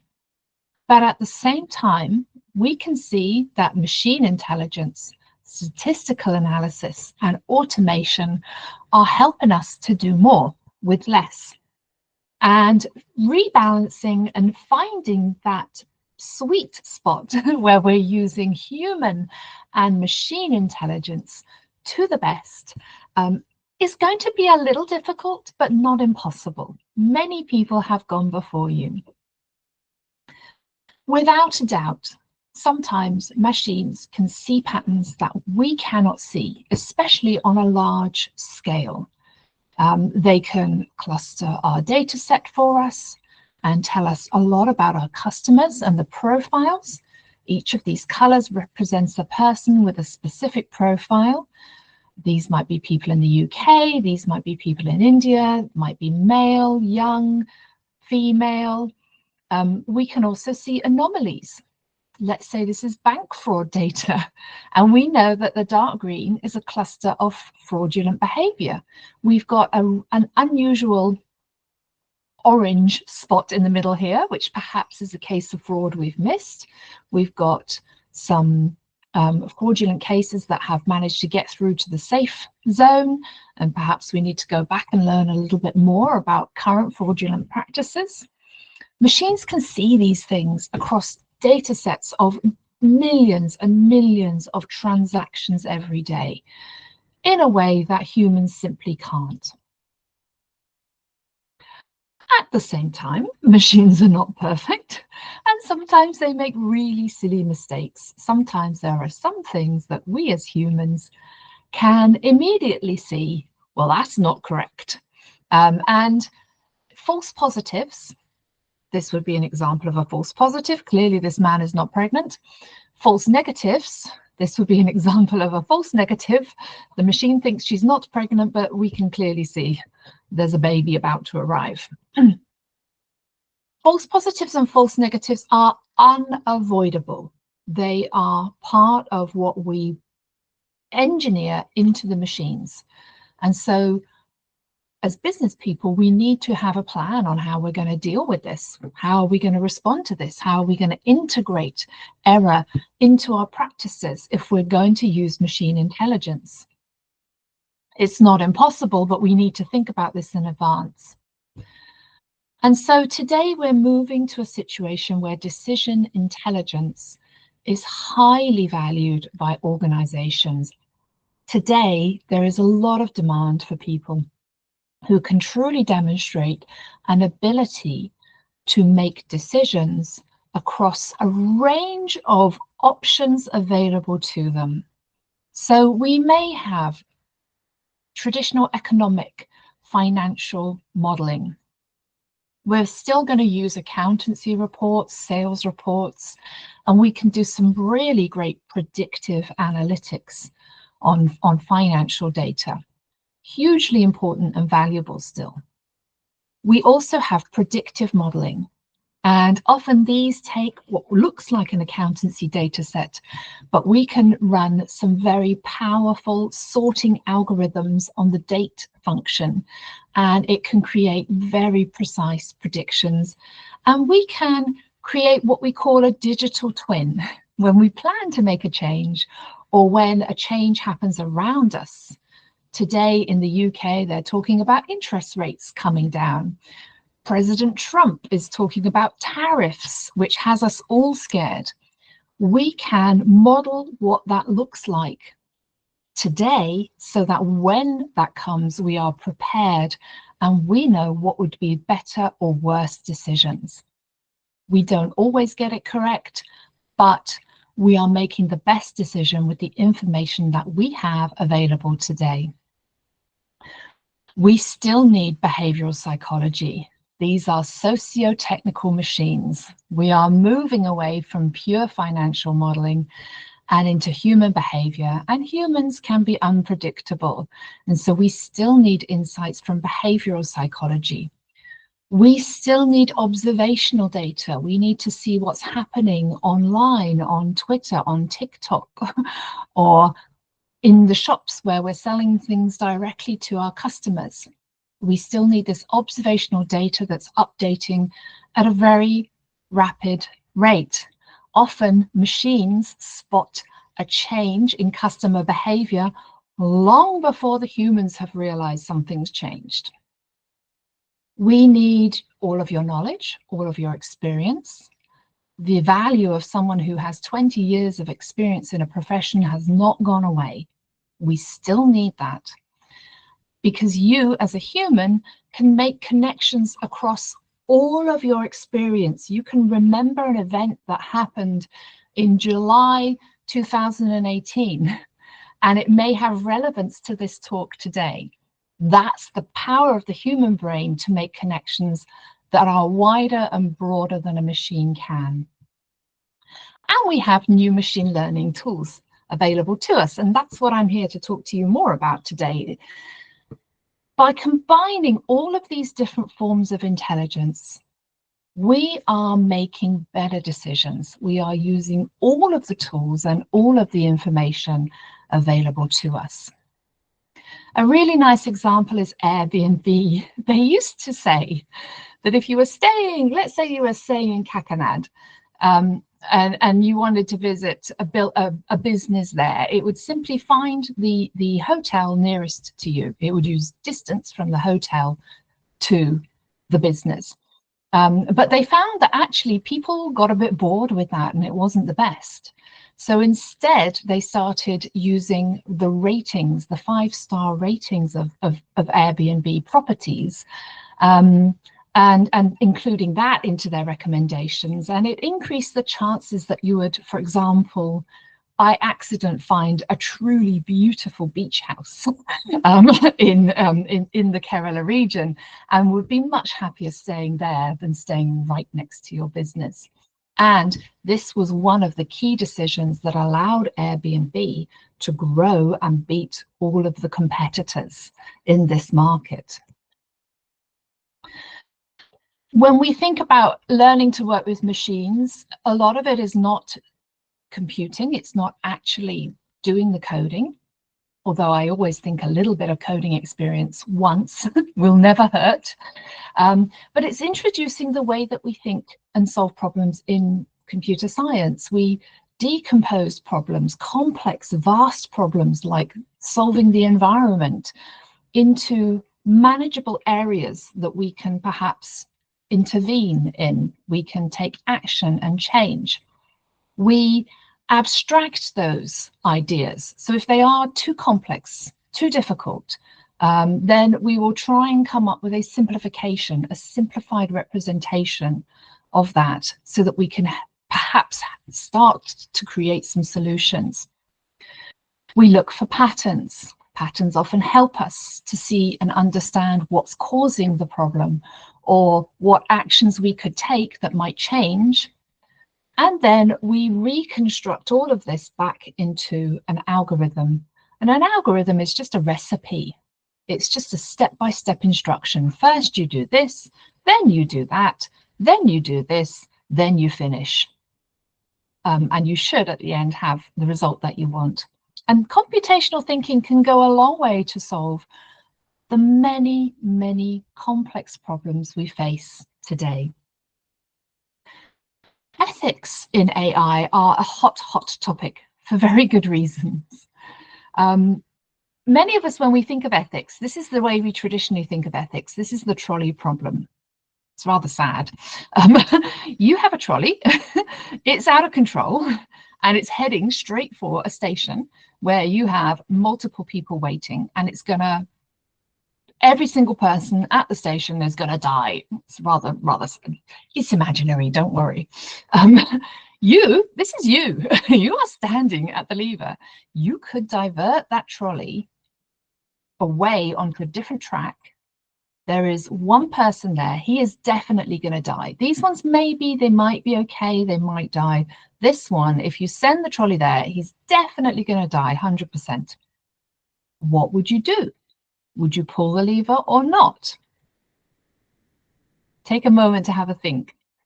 Would you let the trolley go straight forwards, risk hurting all of these people, or would you send it off to the side where there's a definite 100% chance? Okay, hopefully you've got your solution, you've got your decision. There is, of course, no right or wrong answer to the trolley problem. Both options are terrible. Both options are horrible to think about. But it does show a lot about how we as humans see the world, how we make ethical choices. You know, we have the deontological view, where this is where, if you decide not to pull the lever, I'm just going to let the trolley, I'm not interfering. I'll let the trolley go where it's going. I'll let fate decide. This is the deontological view. You'd prefer not to take action that causes any harm.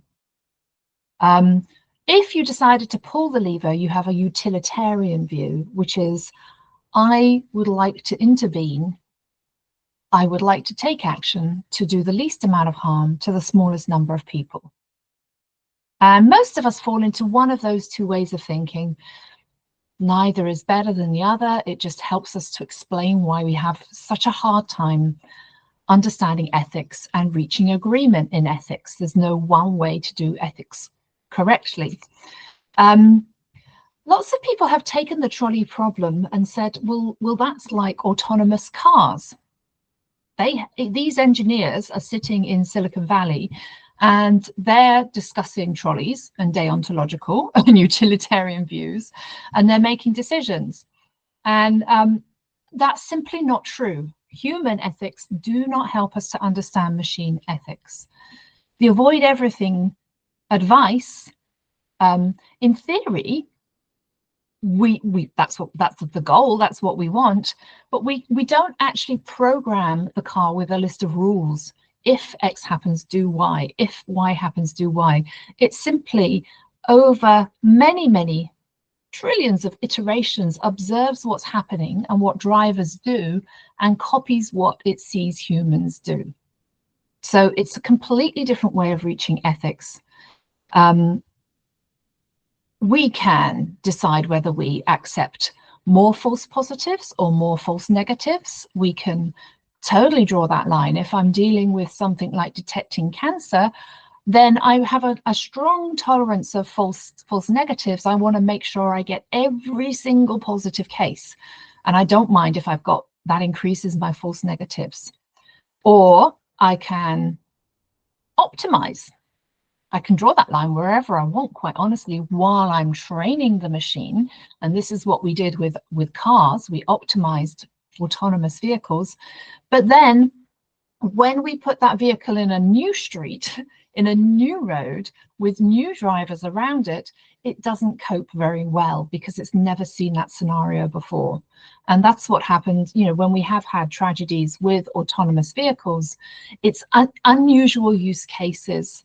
It was a lady pushing a bike across the street, crossing the road on a bicycle, and the machine saw the bicycle and assumed it was moving as bicycles normally do.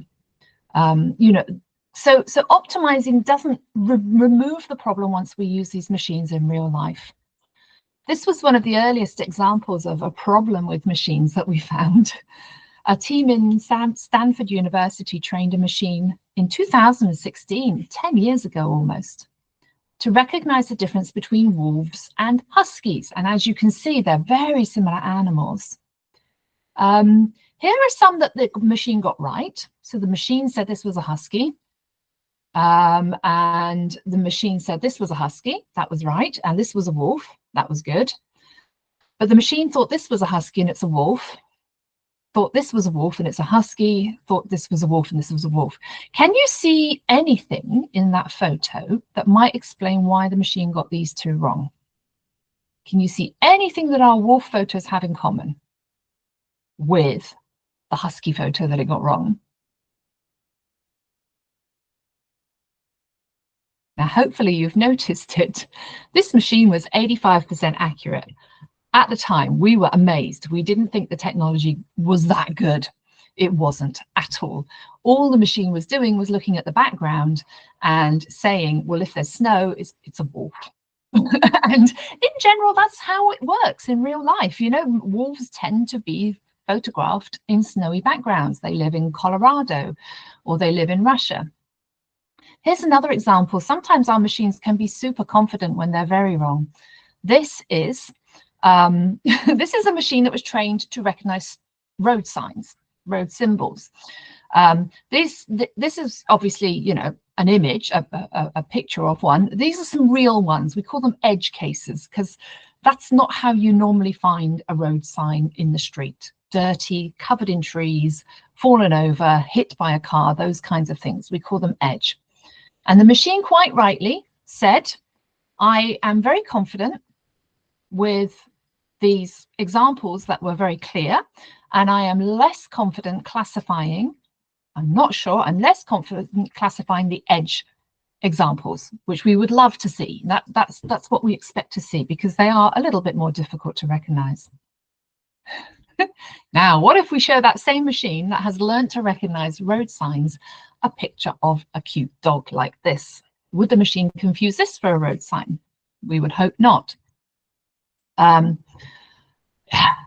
dear. It was actually more confident. Look at this down here. It was more confident classifying dogs as road signs than it was classifying damaged, overgrown, dirty road signs.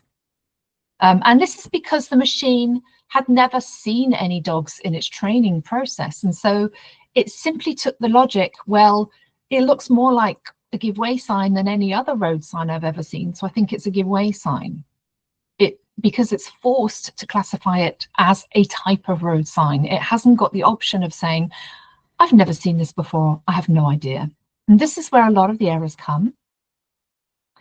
Machines play with 8-year-old logic. Indian Guess Who looks so much fun compared to British Guess Who. So you know how you play Guess Who? The quickest way to reduce the number of possibilities by half, what's the first question you ask every time? Is it a man or a woman? It gets you to the solution much, much quicker. Machines do exactly the same thing. They take what we call a greedy approach, and they will ask, so they will look at your recruitment data and they will say, well, historically, women were not recruited to senior management positions, or women were not recruited to technical positions. And so when it goes to look for real at new people to classify, it will simply say, is it a man or a woman? It's a woman. Let's forget all of them and just look at the male candidates. And this, of course, is illegal, and we can't do that. So these are some of the challenges we have with machine ethics. I'm running out of time, so I'm going to skip through this. The world is changing, and the way we make decisions is changing. You have time to adapt. We've had a bumpy ride with adoption, but for the last 3 years, it's just been steadily going up and up and up, and I think we're in this trajectory now. I think the bumpy, unsure time is over. And when we look at what employers are looking for, they are looking for people with digital skills. Look at this. 100% were looking for digital skills. 99% were looking for data skills. And of course, project management becomes more challenging when we're working with machines because there is so much uncertainty. It's not routine and predictable. But, you know, we still need your creativity. We still need your quantitative skills, but we also need, you know, you to be a great problem solver. But if you're looking for employment in 2025, they're looking for people with digital skills. For those of you who have a computer science background, and I know some of you do, one of the things we have to be careful with is on graduation to make sure you're still learning. While you're at the wonderful Mar Thoma College, you are learning so much every day as a new discovery. Lucky, wonderful position to be in. What we often find is when people graduate, they just stop. They just stop and wait, because while you're at Mar Thoma College, your teachers are doing everything for you, making all the choices for you. You graduate and you're waiting for someone to tell you what to do next. And this is really high risk moment for your career. We need to keep going up. We don't want you to hit the graduate plateau. We need you to keep learning more, learning new skills. If you want to get a job using modern analytics, you've got to keep learning on graduation. And our field expect you to take responsibility for that yourself. And so that's where we at the Institute of Analytics come in. We have our student members who are learning how to do the job. We have our associates who are a mixture of recent graduates from computer science departments and business people who really understand these machines and can explain how a machine has reached a decision and make decisions alongside machine insight. And then hopefully with our data science, we will get you to our professional data science level. The salaries there are amazing and it's really good, really wonderful place to be. So whether you're a business science major or you're a computer science major, we all need to be thinking about where we want to go, what our objectives are, what we need to learn to stay employable. And you know, our associate level comes with letters after your name and it comes with all of the support to make sure you don't hit that graduate plateau. And for our full members, our professional data scientists, we can get you into specializations that bring high salaries and that we know are in very high demand. For data engineers, the salaries are up, you know, they're up in the 70, 80,000 average. So it's a really great place to be. So we are the Institute of Analytics. Thank you so much for having me speak with you today. If there's time, I'm happy to answer any questions you have.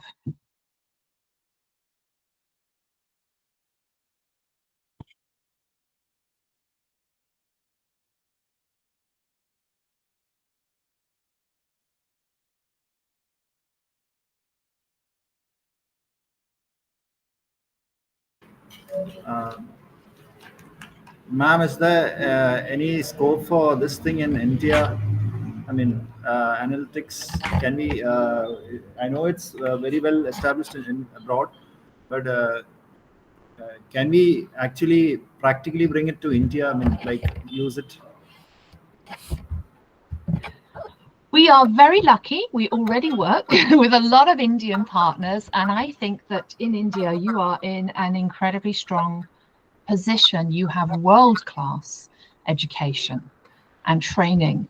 Only this last month, the UK government introduced are looking at new visa opportunities for people with technical skills, specifically from India, because we know we know you have skills we would like.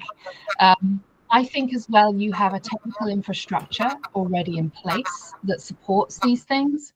And I think what we really need to do is see you not as it's India and we can't, it's India and we already have so many advantages and we are already in such a strong position. This is our opportunity.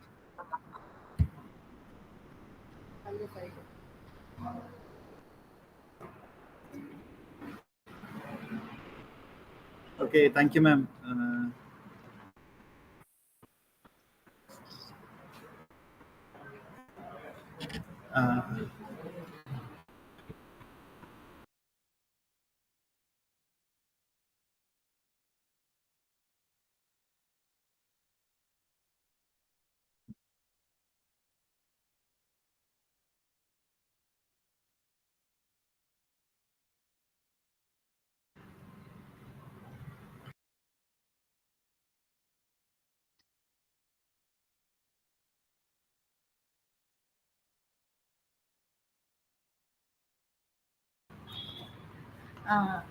Now we are moving to the vote of thanks session, ma'am.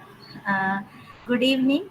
On behalf of the organizing committee and participants, I, Janvi Chaitanya, Assistant Professor of Commerce, would like to extend our heartfelt gratitude to Dr. Claire Walsh, Director of Education at the Institute of Analytics, for her enlightening presentation on data analytics in the digital era during our third technical session. Dr. Ward's expertise and insights have provided us with a deeper understanding of the transformative power of data analytics in today's digital landscape. Her engaging and informative presentation has sparked valuable discussions and ideas among our participants. We appreciate the time and effort ma'am has taken to share her knowledge with us, and we are grateful for her contribution to the success of our conference. Thank you, ma'am, for your inspiring presentation and for being part of our conference. We wish you continued success in your endeavors. I also thank all the audiences who have turned into these online sessions from across the globe, and I'm sure that this session helped you all with a clear understanding of the topic, and you all have gained new insight and knowledge of data analytics. Thank you. Once again, thank you, ma'am. It was a great session. Thank you very much for inviting me and thank you very much for attending, all of you.